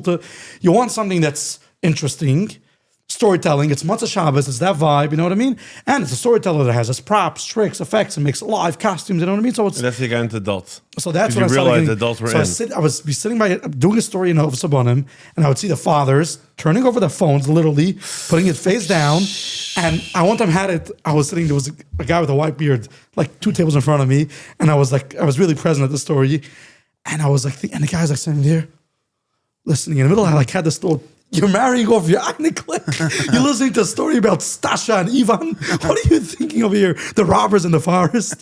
But he's just totally transformed. He's there. And he's like, and then he comes over like, "Shkoyach, I really enjoyed it." He might have been old enough to be in the forest hiding. Do you ever do Pesach hotels or weekend retreats? So I do Shabbatons a lot. You do a lot. Yeah. You stay whole Shabbos, or you come from I do, Shabbos? no, so some I do Matzah Shabbos, some I do Shabbatons. I do Friday night a story, like a continuation story, then Shabbos morning, then sometimes I do a game Shabbos afternoon, and then Matzah Shabbos. I'm a head counselor, so I know, like, you know, it's not like a... Piny, if you're fundraising for a company, let's say you have a new tech startup idea, could you give us a few tips how to pitch your idea as story to be the most effective sales pitch to your prospective investors? Good question. Business guy. I think Clappy answered that already, really. When you give the backstory, it's like how I started, how I got into it, why I'm doing what I'm doing. It's a part of you. It's not just like, oh, I want to come, I want to make a few dollars, and I'm here, and I'm here from Shulchan, you know, from Tanasesta to Peter. I want to grab something. Okay, now there's money in this industry. Hello, I'm here. Now I'm money in this industry. We have that a lot, actually, that we jump from thing to thing. You know what I mean? Now everyone is in this industry. Now everyone, like, I don't know how many years ago everyone was in Amazon. Then everyone went to recruiting. Then everyone is in, what was the other industry? Marketing. Everyone's doing marketing. You know what I mean? Cash advance. Yeah, cash advance. Like, So, as an example, let's say I want to start a liquor company, right? Give us an example how to tell your story to an investor about your liquor company. Imagine you were the guy pitching the idea to this gazillionaire to invest $1 million in your new idea. Tell the story of this liquor right here, or pure aloe, whatever. Start. Yeah, first of all, like, I would try to let go in a way a little. You know what I mean? Like, I'm not coming now and, like, when you hold on tight, like, I'm gonna get it. It just doesn't work. You can't. It's like it comes across that. So tell the story. Here I'd be like, or you know what? Tell the story that you're selling. I could tell you a story. Like this. I told you about my Tisha B'Av film. Like, I told you a story. How did I start it? Hold on. Okay, exactly. Pitch to me now. You made a film about Tisha B'Av, a lot of sob Why did I stories do of it? hope. Hold on. Before Hold you on. get... Wait, So- one second. You're what going to is- see it's connected. Me. You did raise like $100K to do a Tisha B'Av story. And I told this to Moshe, and I made a few viral clips on this. In the early 90s, there was one Tisha B'Av video. One Tisha B'Av video was in every single newspaper. This year, there was so many Tisha B'Av That has to do with videos. this question. Yeah, there was so many Tisha B'Av videos Right. that I said they should make an Oscars to know which one to want next year. Okay. If you wanted to go pitch a Tisha B'Av video to an investor, Right. the first thing the investor is going to say is there's 20 already. What's yours perfect. different Okay, than good, somebody exactly. else's Tisha B'Av video? So, Piny, imagine let's break example. I'm the investor. I have a fund, and I fund entertainment films. Piny, pitch to me now why I should invest $10 million in your next 10 ideas? Using your storytelling. So to me, it would be storytelling, and it would be bringing you. No, tell me pitch. Go. Piny, why should I invest $10 million in Piny Rubinstein's entertainment company? So Moshe, let me tell you, there's Taka, you're right. There are 10, 15 films out there. The reason why I started Bichlal doing a film was because I saw their films out there, and there was something that I wanted to bring that I felt like no one's doing yet. There are films that's interesting, entertaining, rich. Entertaining, they made me cry. I went through a box of tissues. I cried my eyeballs out. I only watched one, and I cried my eyeballs out. Clyde, let me finish. Go on. So there's so many films, and they're doing high level production. They're really doing it right. There's something that I feel like people didn't touch on yet, that didn't tap into, and it's something that's brewing in me already. It's time. It's not like it just popped up yesterday, and I really think that people are going to love it and appreciate it, and there's a need for it. I 100% genuinely think that people are going to watch it, be transformed, be inspired. Now, I can't guarantee you and tell you, yeah, you're going to come out with this and make $10 million. I'm not going to lie to you. I don't know. But I do know it's going to be a successful product. If it's going to make money, that already needs out to the Shema. It has to work out. But there's something called that you're not doing it. I'm coming because I just want to make a quick buck and I'm running away. There's something that I'm here 100%. I want to do this product. I believe in it. I really, really believe it's going to take off. And I believe that any person that's going to watch it is going to be, wow. This was something. I'm happy I bought it. But you didn't add any storytelling to make your pitches now. So how I started. You asked me like, so what got you into it? Okay. So really what got me into it, I was in LA. I'm son of my wife is from LA. So I was in LA. And I don't even know how I got to Yitzi Horowitz. Someone told me about it. Like there's a guy with ALS and it's right next to the Cheid over there. The Haimish Cheid in LA is right next to the yeshiva and he lives over there in the buildings. So I went to visit him. It was one day or it was even Shabbos afternoon. I went to visit him. I walked up to him, came into the house, and he has over there on the side like a stack of papers with his life story. He's not going to go with his thing, tell you his whole story with the eyes. It's so hard to communicate that way. And I started reading a story. And while I was reading a story, I started crying into the papers. And I couldn't talk. I started choking up. And I was like, I don't know what he's thinking. So I'm like, does he feel awkward, uncomfortable, embarrassed, ashamed? Like, I don't know what. But like, I was like, here I'm sitting with all my problems in my life and everything. You know what I mean? Like, this is not working out. That's not working out. A person is trapped in his own body, locked in the worst prison possible. Like, that's what I was thinking. Like, I was like, how doesn't this guy just die from anxiety? Like, when I'm in my head for a few minutes, I'm busting. And he's in his head 24/7 for 10, 11, 12 years. And I was moved. I came back a second time, a third time. I was a head counselor, so I brought a class, the oldest class. They should come visit him. We were singing Ani Mamin. And I was thinking, I never knew about this person. How many people out there don't know about Yitzi Horowitz yet? And didn't see a story. Now, I'm sure there's people maybe that saw him, saw his Titus, he gives out his Torah from my eyes and stuff, but brought it out in a storytelling way that it's entertaining and inspirational. Like inspiration, there's tons of inspiration, but a lot of inspiration is just not interesting to watch. 20 minutes in, you're like 5 minutes in, you're ready.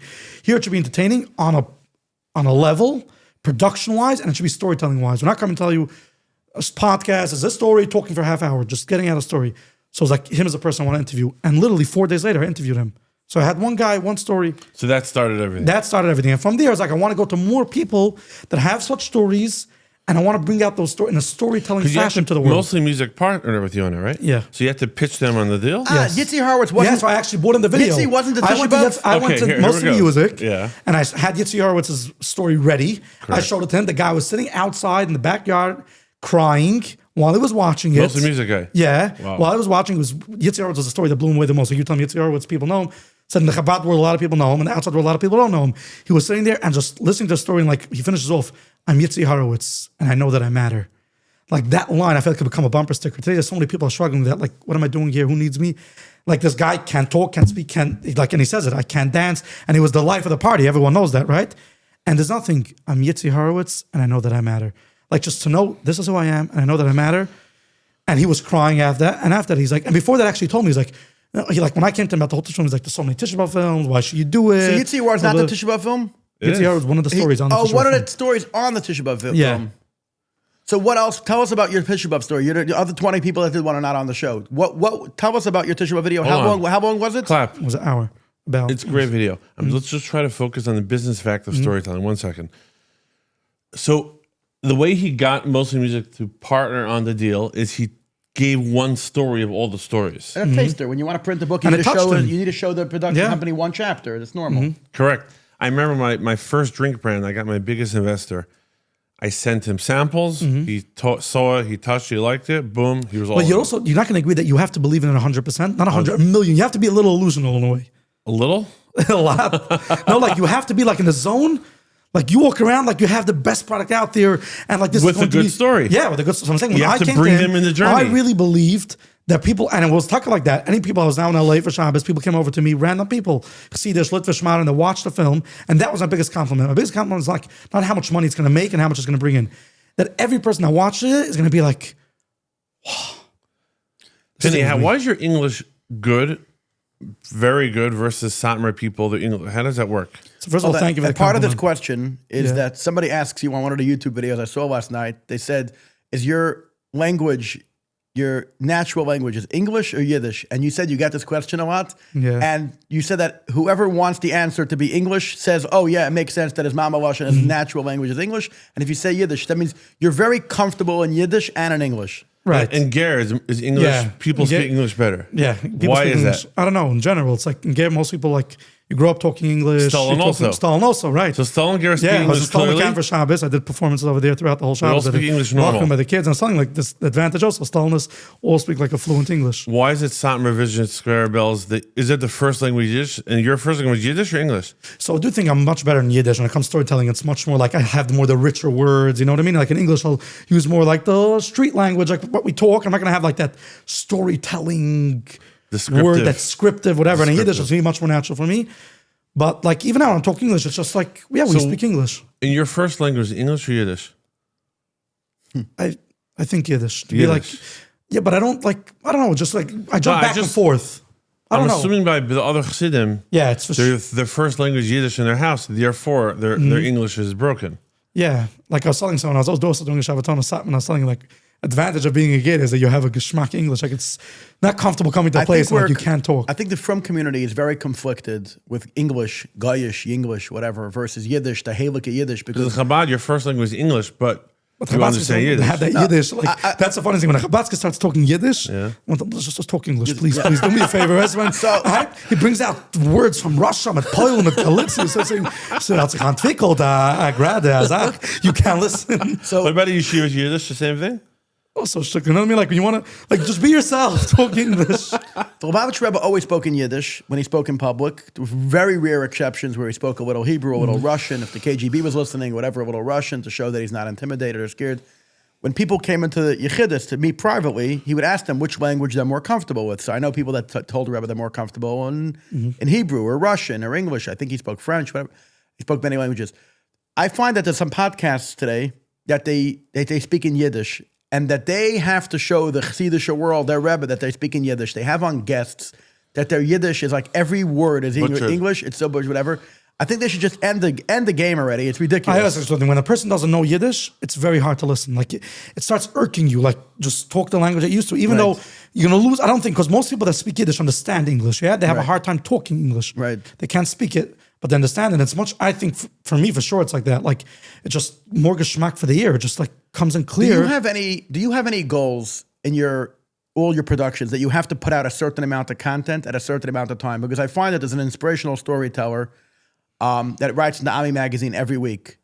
Some of the stories he has there are like boom, like whoa, like oh my god. I'm holding my bowl of cholent and I'm like, whoa. Is this like? And you see the dates, and I look back the paragraph before, the dates, the times, the gematrias, like crazy. And then sometimes I read a story and I'm like, he had to put out a story this week, and it's like this geteugen is geflogen. The added details is not. it's always like that. When you're forced to put out something. So actually, the guy Well, when I he's was not walking forced- in, Oh, he does no, say that. the videos I don't. That's why the videos I don't do that. The videos like people ask me, put out more. First of all, it costs a lot of money to put out a video, and like I want to tell them there's a reason why you watched it because it's so high level produced and so professional that it got to you. You know what I mean?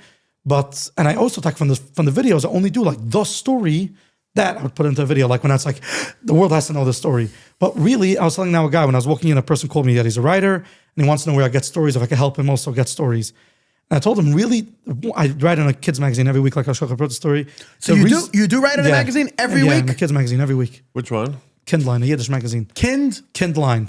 Kindline? Yeah, Never heard of it. yeah.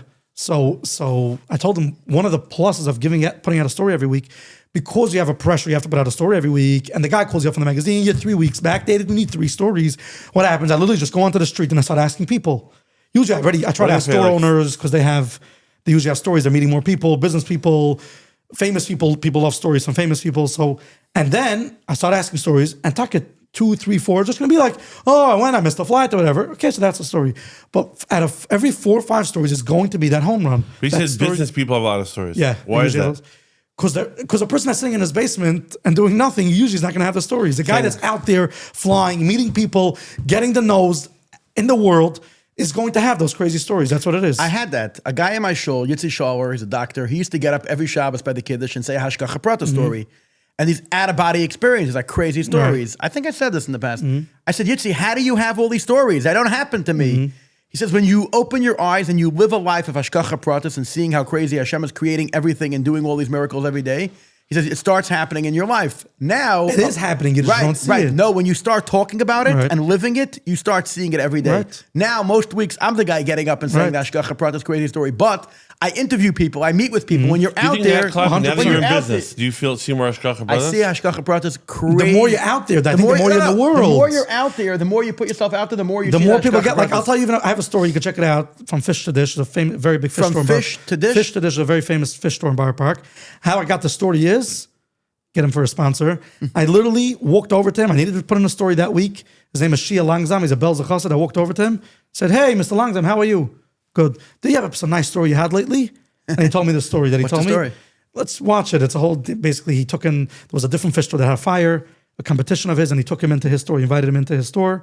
And then a few years later, David Asher wrote up the story in his book, How Mikam Chisul, someone's helping his friend. And a few years later, he needed a big favor from a guy who was building a building, and he couldn't get through to the guy. Finally, someone got through to him. He tried to call him at night. He didn't answer. He called the guy in the morning, and he tells him he's Shia Langzam. The guy's like, Shia Langzam? Who's from Fish to Dish? Says, yeah. I can't believe it. Last night, I couldn't fall asleep. I got out of bed. I took out a book from David Asher, and I read a story from a guy, Fish to Dish, helped its competition, brought him into his store. What do you mean brought him in? Like refrigerated stuff? He told him, come in with all your stuff and sell out. Sell your fish, and all your deliveries are going to go out from my store. His store was burnt down.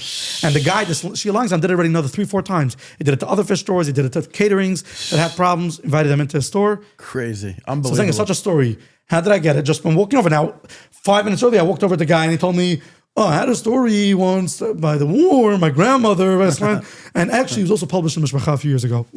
So you like only doing news stories? Yeah, only doing news stories. So I have this conflict of our show. Should we only bring people who never on a show before or not? It's always a conflict. Because usually if a guy's at another show, it means he's good enough, he's ready, he doesn't have to call his uncle, aunt, Congress, therapist. Ruv, could he come on the show or not? He's ready to go, he's proven, tested, proven. That's my innovative, creative part. But then it's like my lazy part, like, he's going to be good anyway. Bring him, right, Clap? It's a tough one. And the fact that Piny was never on a podcast makes me excited. Oh. When I got into the art business, my whole goal is to bring out new artists. And then you're in the art business, you realize like 1%, 2%, 3% of artists can actually paint and it's sellable, off the record. That's the hard part. The good thing about a podcast is you can promote a lot more people. But it is also, and even the storytelling, I see it a lot. It's like, it's a siyata d'shmaya that it takes off. Like with me, people ask me what, But I feel like we have to make the head and the tail meet. Yeah. What's the head? You came back from that event. You lost money. You made $20, and it was a flop. Yeah, I mean. And what was the next step? You might have just threw away your bag and never done another event in your life. 100%. It was a total flop. The kids were making fun of me. Your first event. No, I want to know the continuation. Was the first event. Going back to the first event in Staten Island, $75 in a backyard. The kids were actually making fun of me. Like I was sitting there, I put on like a vestal, like I tried to look like from the shtetl. No, but you said stories enough that they wanted to hire you for that one. No, I said I was a Rebbe in the summer. You had enough wins. No, I was a Rebbe in the summer, so I said stories in my class. You had enough wins. The reason why they asked him to come. Okay. No, the guy was just like they were desperate. They weren't. The guy was so just what like. Happened? So what happened? So I did it. The kids were making fun of me. It was so embarrassing, and like I went home. Like also when you come dressed up, it's even more vulnerable. Like you came all prepared, just for the occasion. Yeah, like I came with like a little vestal and a dot chick, make it interesting. And they're like, everyone's laughing, and that's the kick. That's what they're enjoying. You came home broke and crushed. What was the next step? And the next step was, I called another friend that was like a head counselor or something in a day camp. Could I come say a story? And he said, you know, I'll ask my head counselor, whatever, the boss, the director. Came back, yeah, come. For free or money? For money. But then I was like, okay, so I'm going to charge now. So my shala was $250 or $275. Called up my sister. What do you say? $250, $275, back and forth, 15 minutes. And that's when I started happening that this noise goes on your whole life by 1 million, 2 million, 5 million, bigger stages. Podcast, the same thing. Should I go on to the podcast? Not go on to it. But everything is like, it just becomes a bigger stuff. By the way, this is a conflict I have. Moshe, I don't know if you have the conflict. Every single day in my life, I don't know how much money to charge people. If I ask Moshe, he's up high numbers. If I go with my gut, I'll still be charging no money for the rest of my life. Whatever. But it's painful because yesterday somebody asked me to do a favor. It took me 10 seconds, whatever. I didn't know how much to charge the guy. I knew somebody did something, Those whatever. stuff are hard when the people like you so do whatever. I said $250. He said, where should I send the money? It was like, I could have said $500. It's like, I also have that because I don't know what to do. I a lot of times do voiceovers, so stories, or like someone's doing a thing and he just wants like a storyteller background, narration voice. And like sometimes I look at it like I'm doing it for my house, like it's nothing for me. But sometimes it's years of building up storytelling that now that's what you're paying for. That I could just take a recorder and say 2005. And they, you know what I mean? Like, and I know what to do. I know what to do. If they're not using AI and they're calling you, it means that they want you, your brand, your energy that they can't get from AI. So there's a premium. The fact that you walk in, I was thinking before, what is the key to Hatzlacha in performing? You have to be walking the room, have enough confidence that that you're assuming that they want to listen to you. 100%. You have to have that confidence. And that's in the beginning. It's so hard. Now you come in, I have 700-800 shows under look me. at them, So you didn't like it. Didn't work out. This year I was in London. I was in Belgium. I was in Montreal. So you went to that day camp. Oh, so I went to that day after your camp. crushing, and you went there. 275. Oh, how much? I did 275 then. Like you hippie, and it was nice. It wasn't like next level. It was nice. Then I think I did one at Crown Heights actually. Yossi Brisky, one of these. Yossi Brisky. Yeah. Came and I did one and it was actually beautiful. And he posted on the head council chat. I had a guy. Yossi Brisky. Mamas for Bapkis. Yossi Brisky met me a few nights ago at a men's social fundraiser, and he told me he has a new business where camps they have a summer program, and they know next Wednesday it's raining. We need to hire an entertainer. We need to do a trip. We want to do a boat thing. We don't know which boat company is good. Whatever.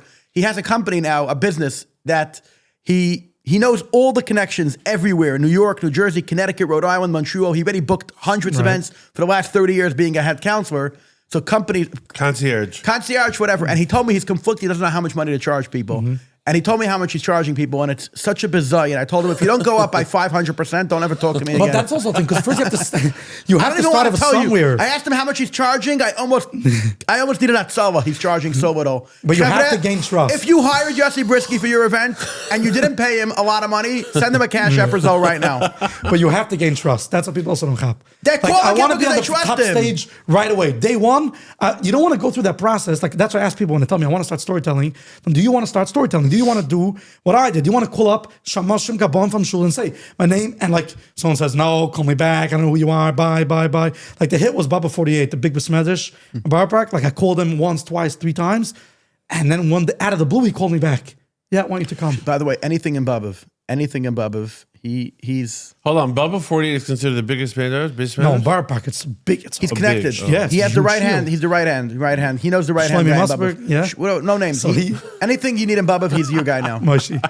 He charges $250 for a phone call. 250,000. No, to make the phone call. No, 250,000. Like 250 a minute. Even putting out pictures, like I telling you, like you're saying, what are you getting paid for?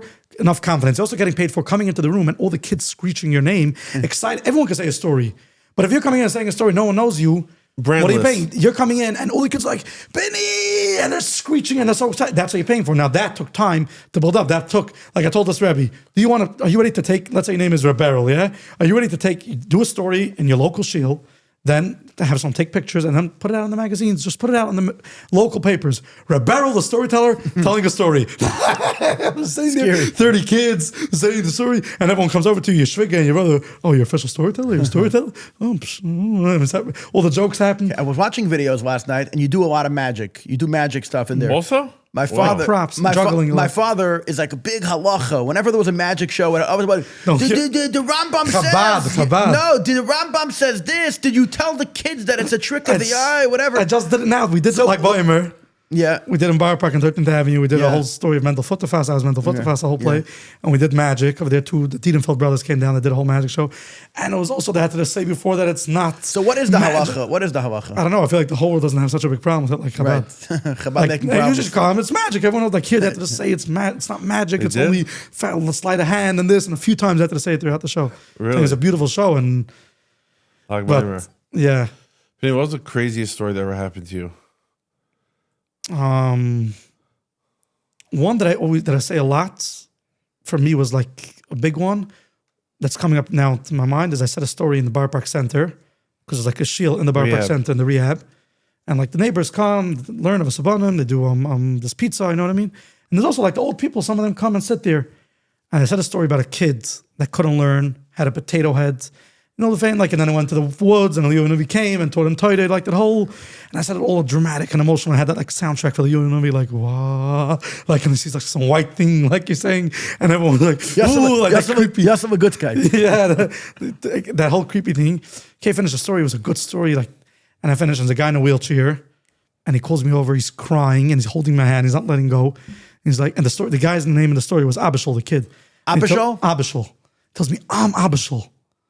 I'm like, what? What are you? He's like, I'm Abishal.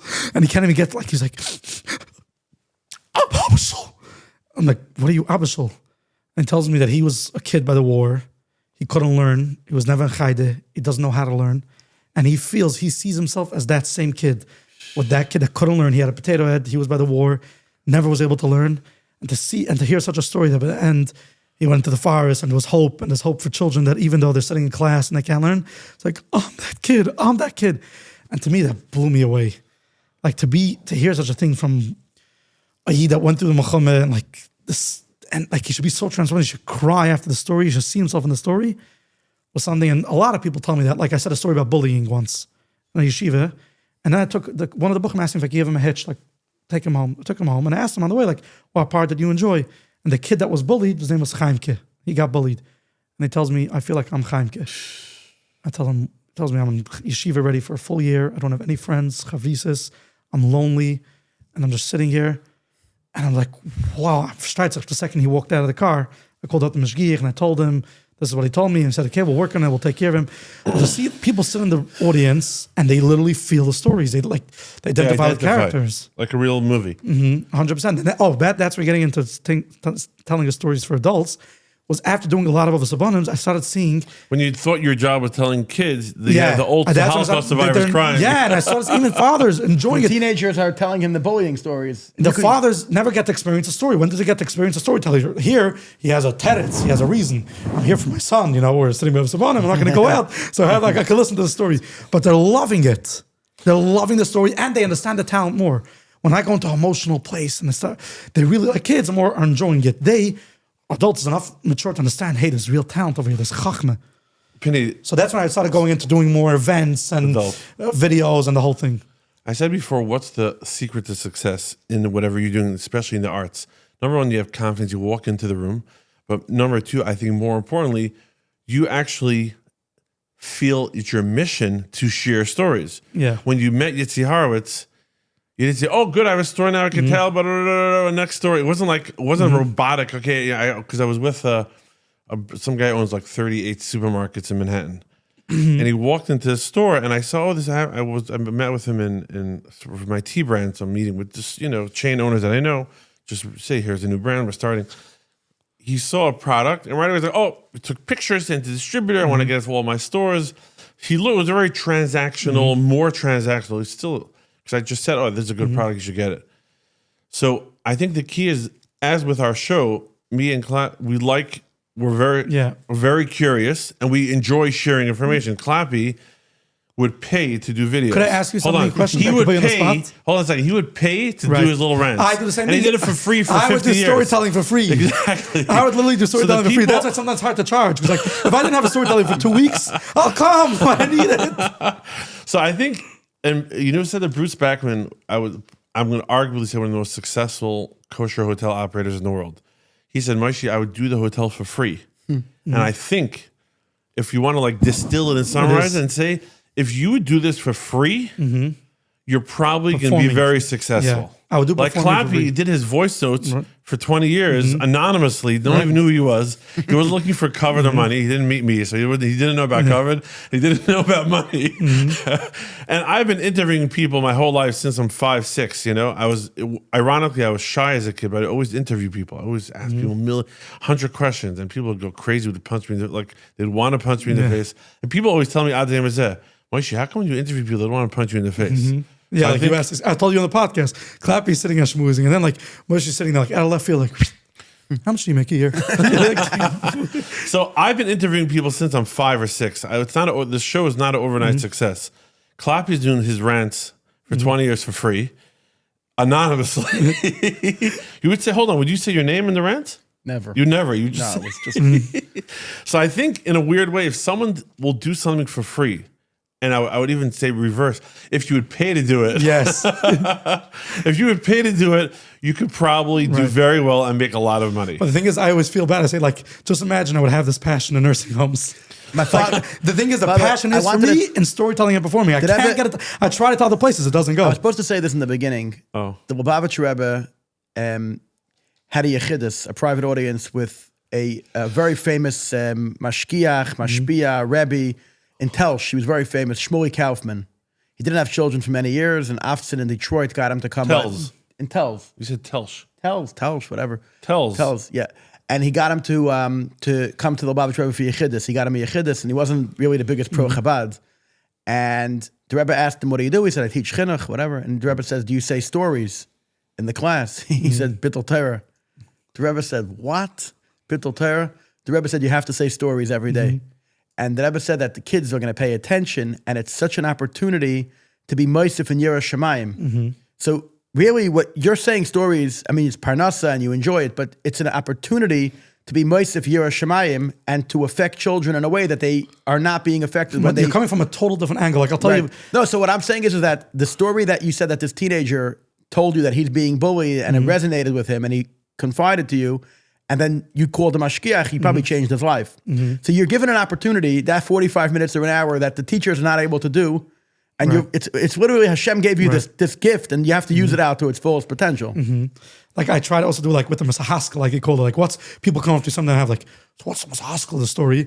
I try never to do like the storytelling that like you finish a story, and then we learn that Torah is the best Torah, and everything, and all the benches are moving, and everyone's running out for the free spots. You know what I mean? Like I try throughout the story, naturally should come in, bullying, whatever it is, but it should come in with the story. And then usually I finish like, end. A wonderful night. What's the And question? I leave the stage, and the kids are still sitting there, 3-4 seconds, like, oh, whoa, story finished. Hey, you say you want to ask the question. You want to ask the question? Yeah. Do you genuinely enjoy interviewing people? Love it. Sitting in the podcast, you're like, when are we done? When is it going live? And I can hear the feedback. I love it. Or I'm enjoying the moment, asking the questions, hearing the... I love it so much, and I love the answers. And I tell Moshe that sometimes it's difficult for me to do one after the next because I feel like if I do 2-3 hours and then 8 minutes later there's a guy who's already parking and coming in, I don't feel like I'm able to be in it all the way and give it my 100%. I want to give it my 100%. So I really enjoy it. Yeah. Because you don't feel like there's a lot of podcasters that are just not curious even? Like you can see him rolling his eyes while he's interviewing another person. I want to tell you something. There's podcasts out there that I genuinely love. I watch them. I enjoy them. I get popcorn. I take out a cold seltzer, a delicious cold seltzer, and I listen to it. You know what Gehenna is. There's we new, need him on the show. Yeah, What's we should get him on. Then hot seltzer in a foam cup. There's podcasters now that are starting, and I can tell you right now, dead on arrival, DOA. Why? Because I'm watching it, and I'm like, okay, 3 minutes in, I'm falling asleep. 4 minutes in, I'm going to really fall asleep. 7 minutes in, and I'm like, it's Sar Balachayim. So there's people that have, so again, everybody gets better with time, but there's people like stick to your day job. So the same way I tell everybody, make a podcast, just turn your phone on, selfie mode and record, and if you're good, the olam will come. Right. There's people that will get better, and then there's people that are pushing not shaykh. Not shaykh. There's people that are getting into it that are not shaykh. Right, but also you have to ask yourself before, are you really in, like, maybe storytelling? So like, the guys Moshe that was are not saying. shaykh are not really, I think they're doing it because Kainas a Hillel. No. The Kainas a Penny Hillel. said something interesting before off camera. What? He said it used to be if you wanted attention, you would become a singer. And it costs money, it costs an album, right? What'd you say? It's hard. Please repeat the part you said off camera. No, what I was telling Moshe was, if you wanted to be, everyone wants to be heard, everyone wants to be seen, right? So you're a singer, you're out there, but you have to know how to sing. Yeah, you can't get up there for more once or twice and not to sing. Today, it's just so easy. You invest in a mic, a little camera. It's the easiest shofar out there. You just get it, the equipment, you put yourself out there, and you're on camera, and you're talking. Lamas, the thing is, there's skill to it. Are you curious? Do you want to hear what the person has to say? You're not even interested. Like, I feel like I would be able to be maybe in a podcast like schmoozing, but to be like asking questions, at some point, like my eyes just like start shutting down, like start getting tired. There's people that are interested. They want to. I bumped into a podcast by mistake a few nights ago. You scroll on YouTube and one thing leads to the other thing, leads to the other thing. I bump into this podcast. This guy's getting real guests. Like real guests. I don't want to give away who it is. Like real guests. And one of them, he had a guest on that any time this guy's interviewed or speaks at an event, I will always watch him, not because of who's interviewing him or the organization that brought him down, because this guy is amazing. What do you I'm say? glued. She's saying the right guest will get views. No, it didn't. Oh, it didn't? It's like 8 months old, 178 views. I'll tell you something. We don't have millions of views yet. But if I call up a guy and I say, could you come on my show? You're guaranteed to get a few thousand views, 10,000, 15, 20 between all my platforms. And the Instagram Reels are going to get 50, 80, 100,000 views. You take a talented guy, either he's a wealthy guy running a company or running a big meister or a big Chabad shliach, and he comes on to a show, even though it's Zoom, this guy's doing Zoom, and a year later there's 178 views, it's bittul Torah d'oraisa. So you wasted a moment of your you life. made the guy feel good. Disagree. What, the guy coming on the guy being Yeah, but interviewed. some of these people that do these I'm podcasts, saying- he's not interested in his story and the guy's story. He's interested in his own story. So he's using the platform. You're sitting over here and he's sharing his own story. Everything he says reflects to him. You brought up a guest. What's with the guest? Lazem Red, and what's going on with him? I say- He doesn't let. Everything is like, oh, I also had this story and I also had this story. So you go on the show and share for once of all your story will be done and then bring on a guest. I tell people, I say many podcasts, the guests are in the way of themselves. Mama It's says like- a problem. They're just in the And way. then sometimes they don't even do it clear. Like he goes like he'll say something randomly, talk about business, and he'll just bring in something to like tell you, oh yeah, so I actually saw a nice vart this week. What? And I like certain shuls, I feel the same way. The shul davening's in the way of the kiddush. It's like No, there's some people that have respect. They're JFKs. If a guy's going to come to shul and talk the whole entire time and shter kriyas HaTorah, and who knows, Chas v'Shalom is causing the machrivay shalom, he's causing the world and the anger of Hashem, achveis, whatever. We're focusing on the positive. Be a JFK. JFK is just for Kiddush. Come for the Kiddush. You have to shter kriyas HaTorah. You have to shter the whole davening. There's a guy there that wants to daven. There's a guy there that wants to hear kriyas HaTorah. So why be a shterer? Come for the Kiddush, and that's it. I interviewed off camera Mr. Schreiber, for the founder of B&H Photo. Oh, wow. And he said, Mr. Schreiber, are you a geeky guy? Are you a technical? He's like, Moshe, when I was a kid, I was into cameras, would take them apart, put them together. But once I opened the business, all I care about is what does the customer want? It's not about me. I have nothing to do with it. I don't care if the customer wants this one day. I'll sell this. It's never about me. So if you focus on what the customer wants, all the big successful entrepreneurs, all they care about one thing. What the customer wants. But wants. I think it's in performing Nothing also. else. What? It's in actual performing, like singer, even me, storytelling. You said you watch the crowd all day I'm long. not even watching the crowd. Like when I come, like I feel like now, like sometimes I come and the manaz will tell me, or the person from the event will tell me, mention this and this and this. Yeah, sometimes you have performers. No, we made up this and this. This is the script. This is what I'm talking. He's paying you. He hired you. You're here for the night. Smile. Yes, sure. We'll put it in. It's going to be massive. And then you finish. You're oilim, your crowd. You have something over here. Give it all you got. You get, for now, he hired you. You're his employee for this. I was taught that way. You deliver, over-deliver, and over-deliver again. And whatever the customer wants, you go 10 times over. A lot of the times people pay us for an advertisement on the show, just an advertisement on the show. And I'll drive by the guy's store a week later. I'll say, Moshe, shortstop, make a shortstop, or whatever. Run out. Take a few second clip, post it on Instagram, post it on Facebook, post it on YouTube, put it on my status, which gets thousands of views. Why not? The guy gave me his hard-earned blood. Dam upsade. He puts it in his business. You have to respect the customer. Give him extra. Right. Give him double. Give him triple. Show him that you care for him. So if the customer says, give a shout out to this and this, and he's paying you $3,000, Right. give the shout out. Yeah, and add this and say that this is the Rebbe's Yurtzeit now, and you know what I mean? Yeah, so like respect We it. don't have a Rebbe's Yartis. I don't know. wrong crew. Yeah. So that's what I wanted to tie in storytelling into business. And really, when you're pitching your story, whatever it is, what I learned, really tell your story. As over all the very successful people I met, they're mamish all storytellers. You're a storyteller. You get paid just for the actual storytelling, but if you could tell the storytelling. No, but when I'm doing storytelling, I'm living the moment. I literally start crying a lot of times I'm saying stories. I feel chills. I go into it. And when you're really with yourself and sharing your story of your business, you're also going to feel it. When you're really when there. You start crying, I'll tell you when you start crying. When the guy that hires you right before the event says that you're going to get the check next week. Yeah. That's actually also a very nice thing. Sometimes you have it. They flew me out to London. I did a story there. Yeah. The guy came, paid me in cash before I even went on the stage. They called me over to the side.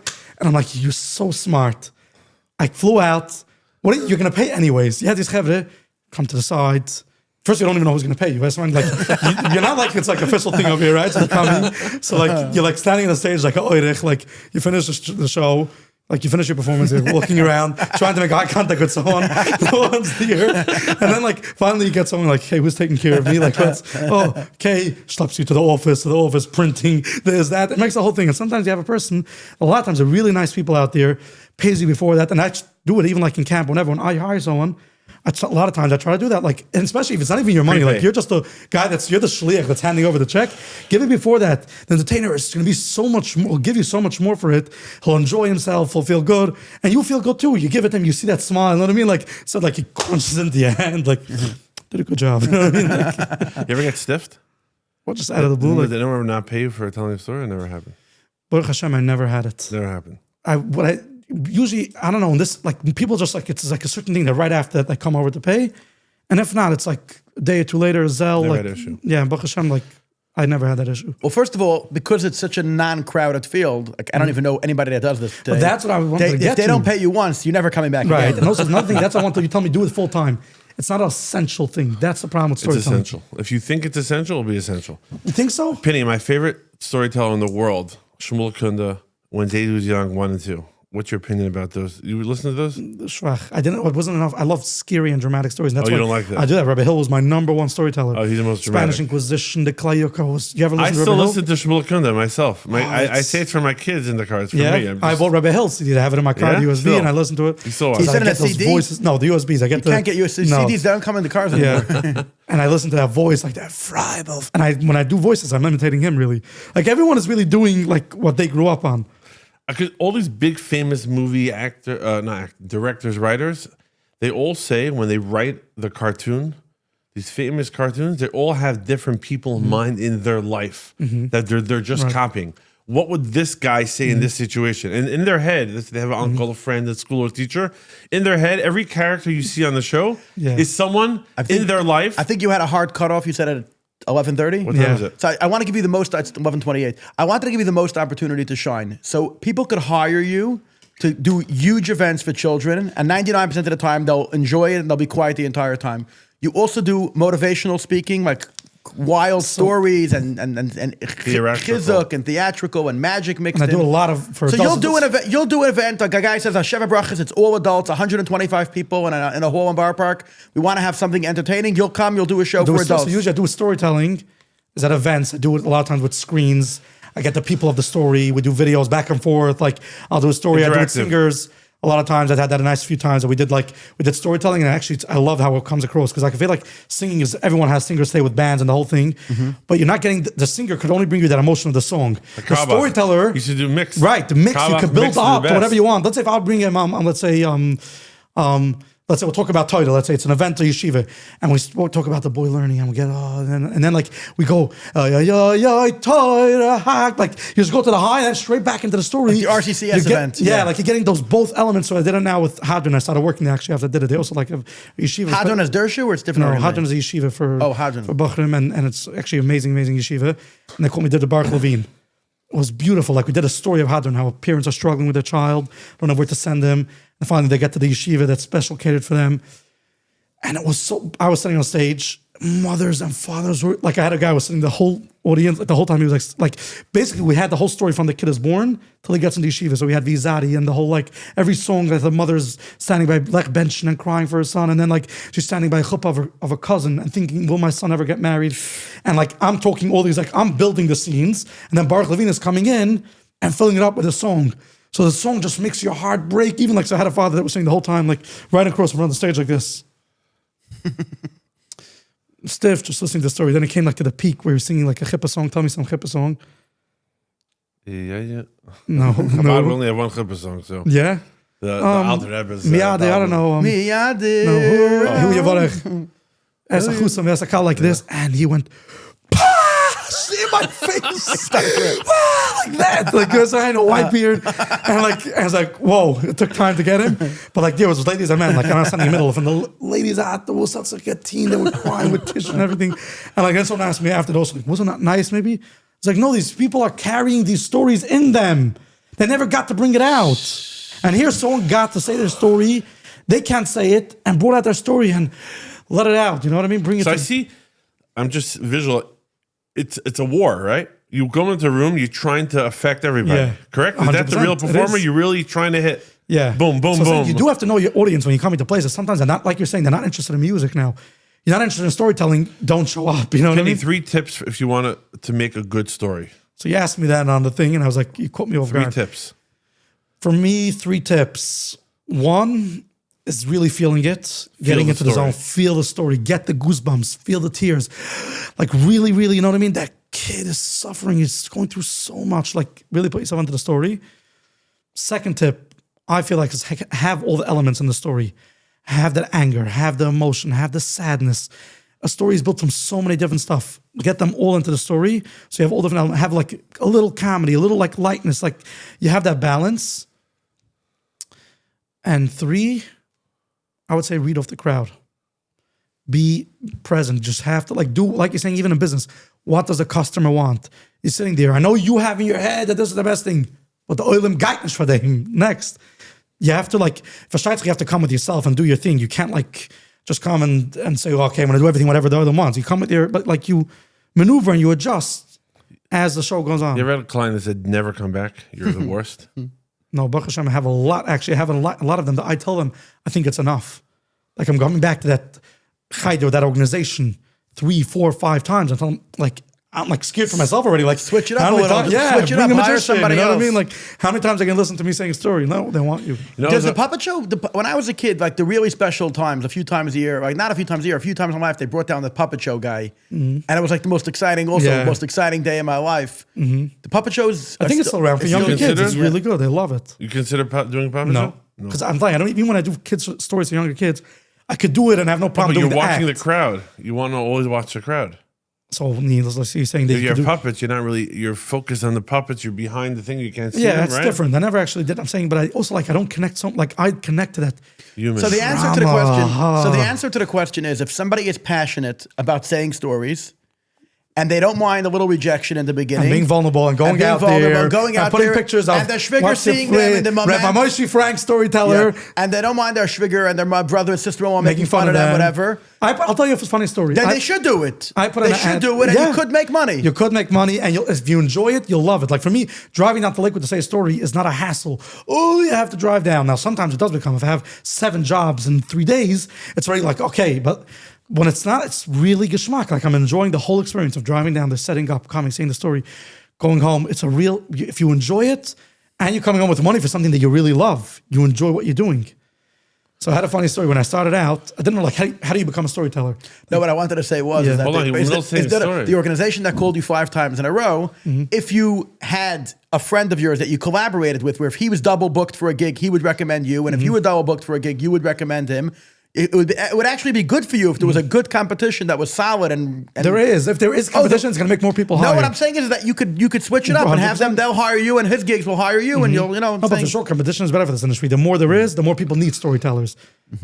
Yeah, there's very little. There's like, but you really have to be ready to be out there. So when I started, like, how do you become a storyteller? Like, there's some stuff that you need a license, but there's like no way how to get the license. Like, how do I become? What do I do? Kudush might be a storyteller. Like, By the way, I have to say this. You talk about getting a license. There's no way to get in the door. yeah, Moshe and I went to a gift show yesterday, You videoed it. You took a video of the guy. Went to a gift show yesterday in the Javits Center. It was dead. It was so dead. The Kohanim, the Levium had to leave. Everybody had to leave. It was so dead. And we had a guy there, a from Erlich guy. He had 4 booths, the size of 4 booths, $20,000, whatever. He told us that 30 years ago when he got into the gift business, this show had 3 buildings in the Javits Center. It took over 3 full buildings and 2 layover buildings on both sides. And the piers. On the pier, whatever. 5 buildings come out, whatever. The waiting list to get a booth at this show with connections was 5 to 7 years. Wow. He bought out a guy that was going out of business. An old guy sold him that whole pretend it's his business to go and represent his company. He shaykhad. He gave the guy $20,000 30 years ago. Today the show is empty, dead. He doesn't even know why he's there. Whatever. So you were saying that some businesses are so hard to get into. I'm sorry for interrupting. Go on. So there's some business like they're really like you just have to be out there and do it. And in the beginning you're the laughing stock. Even like singers, like you took a mic. It's such and with storytelling, it's really like that. Like you need, like you were saying, just go out there and charge who knows what. Before you charge who knows what, you need trust. You just need another job. Like I always say, I tell Heaven I want to do it. What do you want to advertise? Like if you want to go and start a business, Moshe's out. If you want to, start a business, Good. See Clappy, why he's so good? He sees I'm already. So he's customer focused. If you want to start a business, where was I at? Yeah, if you want to start, you're going to advertise, right? You have to create. Here, you're getting paid to advertise. Not saying getting $300, but you're getting advertisement and you're getting and you're coming home with $300. So paid basically. So I wanted to start. I didn't know how do you start. I walk through the door. I'm a storyteller. What do I do? How do I? So I. Like the first thing is like maybe put out an ad in the Weekly Link in Bar Park. Put out an ad. No, I didn't want to use my full name because I wanted to have an exit. That if it flops, it's not me. It's no one. Like so, I used the Piny that's out. Like this Piny that's out. Who was it? Some small boy. You never know. And after 5-6 gigs, it didn't work out. No one ever knew. It's not on my resume. Go into the next industry. L'chaim, finished. Tomorrow you're selling life insurance. Yeah, finished. So I put out the ad. So I called up. Okay, put in an ad. The Piny that's out with my phone number. Now, it's a very weird type of ad. Like, what is this? And I didn't say anything more. Like, I thought, like, put out the ad. I started getting hundreds and hundreds of phone calls from thousands of kids. Saw this thing. I thought it's a hotline for stories. And I was getting calls. And I pick up, hello. And I was all excited. It's a job. Hello. So, boom, boom, boom. Was this a hotline? Boom, boom. First explain. You have to explain how to do advertising. You have to get the right clicks. But for me, like, what was a learning lesson? I got out there. So you have to change, your cell phone number. No, but I think for sure it was crazy. And for a few years later, I still that time got phone calls. Oh, I thought it was a hotline for stories. But for me, it was a big learning step. Yeah, hold on. You have to get out there, put out the ad. It was funny. It was never think it was weird. But I'm a storyteller. I took that leap of faith. There's a story of a famous general that when they used to conquer a new country, he used to burn the boats that the soldiers came in. He said, as long as you know there's an exit strategy, you'll never be successful. You're going to die or we're going to conquer this country and you won't need an exit boat. The fact that I want people that are watching the show, that I think they should not have an exit strategy. When you go into it, it's all the way. It's all the way. It's all the way. Yeah. Just to explain for our audience, in the Hasidic world, they have no internet. Hotlines is popular. People have to, the way it works, they call a number. I used to get paid $500 a week. Explain to our audience what a hotline is. Hotline is you call in a number and you can press 1 for stories, 2 for news, 3 for the weather, 4 for the riddle, 5 for the music song of the day, 6 for the joke of the day. 7 for and they charge money. Yeah. They charge money for this. So they hired me to report the news for like 6 months on one of these hotlines. And it's very popular in the Hasidic world. If you're trying to reach the guys who like really have no entertainment device communication, zero, people are calling in numbers. Our show is actually available on one of these call numbers. I have no idea. I've never called it. I forgot what the number is, but we're on some call. We were on Kosher. We were on Kiddush Club. It's a very famous podcast, top trending podcast on 24/6 on Applecast. They rank very high on Judaism. Moshe and I were on the show, and they aired it last week. He told us on 24/6 we were the highest for like 3 or 4 days, the highest ranked. And on Applecast, we were like the top 10 over the weekend. Now I think we dropped down drastically. There's all the other competitors. We're not that good. No, we're very good. But a few of our avid Hasidim listeners I was getting carried away. So I had to just a few of the avid listeners said that the fact that they don't have a video option, it's only audio. they said that it was very difficult for them to listen because they like seeing our, like seeing narration, reactions, whatever. So a lot of people tell me, Izzy, I cannot watch you. I can only listen to you when I'm driving. I listen to Spotify on audio. I don't see a video, whatever. But I will tell some of our thousands of listeners that when they're in front of a big screen, they should give us a try watching it because I think that you're losing some of the excitement. It's hard to explain Bacán without us holding the bottle. Yeah. the orange and Nick colors. Thank you very much, Piny, for coming on the show. Thank If you for somebody having wants me. to book you, how do they reach out to you? My number. What's your number? The hotline? No, we should put it out. Hello? Stories. What's the number? My number? Yeah. 347-675-4137. Call up Piny and book. And by the way, Shabbos, Hanukkah, Yeah, all Purim, those after you break times. the fast, everybody Hold wants on. to fresh and let the Do we kids all- listen to the story. Clappy, do we get a commission for No, I don't know mention about our name? How does it Yeah. work? Kickback? I don't know. The kicker one. We want kickback. We want a kickback. but- 10%. Hold on, but it has to be that. No, we have to give Hold a on. discount. You up your The prices, and then you give a discount, and then Mention our name. mention our name and you get a discount. And on top of the discount, you have to give us a kickback. So let's it has to be enough that you're able to. If you mention the Clappy and Frank show and you order and you book a gig, you want to know that next year you could quit your job and only do this. Okay. If you call now and pre-book until August, you book now a show with a deposit. You give a deposit, he's locking in the date, doesn't lose the parnassa. If you call, usually do deposit? we're making the number Deposits? Always or not? now. Wait.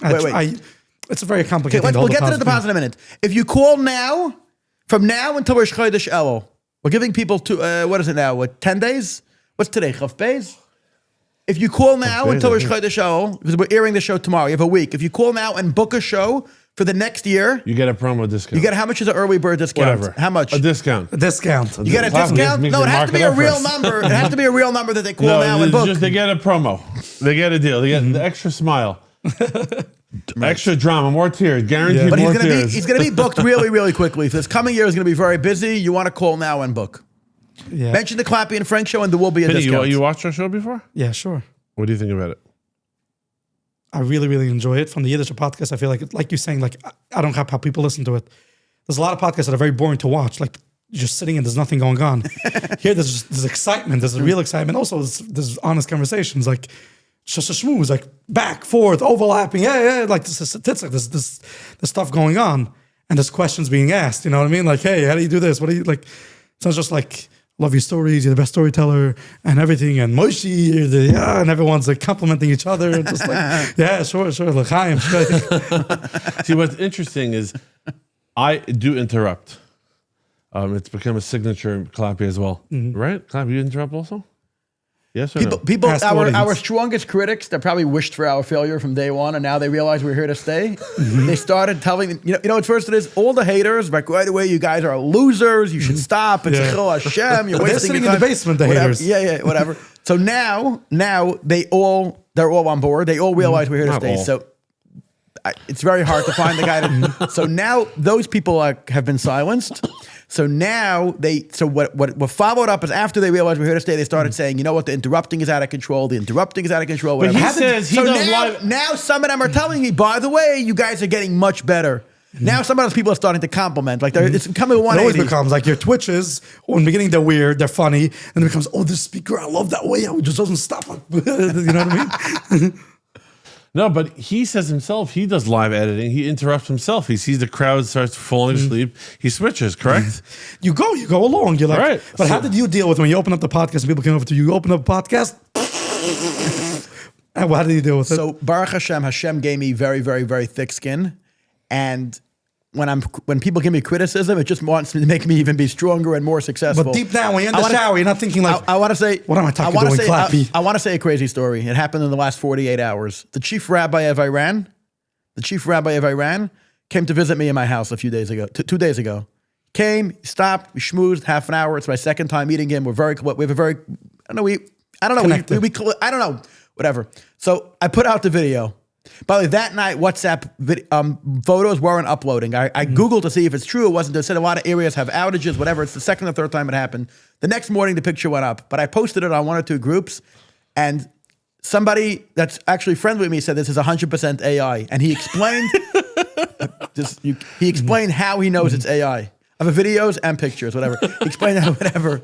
And somebody else said, "Whoa, why would he waste it?" Somebody else said, "Why would he waste his time? Would he waste his time? Whatever." Of course, it never happened. Whatever. So people are always going to criticize, 100%, and they're going to prove you why it's AI, whatever. No, but you go into that place like, I was successful at my rants. I was good at that. Why did you go to the next thing? You know what I mean? Like people always say that. Like, Clappy, why didn't you just sit and do what you were good at? Sit in a cubicle and make a few dollars an No, hour. even not that. Let's say even you start doing a little. You're out there, yeah. Yeah. You're doing vlogs. Like, why podcast? Like, Right. Podcasts are here to stay. Moshe sent me a link. Was it 3 days ago? It was 3 pages. It was like a PDF, and they opened it up. It was 3 pages of how much money people are making in podcasts. I mean, the money is insane. It used to be like 40 years ago. 15 years of podcasts. 50 years ago, let them all come. 50 years ago, if you had to be on the Ed Sullivan Show to be popular, you had to be on CNN. Whoever had TV, nobody had phones, nobody had whatever. Today, if you have the schreier, the people are coming. yeah. So podcasts are here to stay. And Piny Rubinstein is here to stay.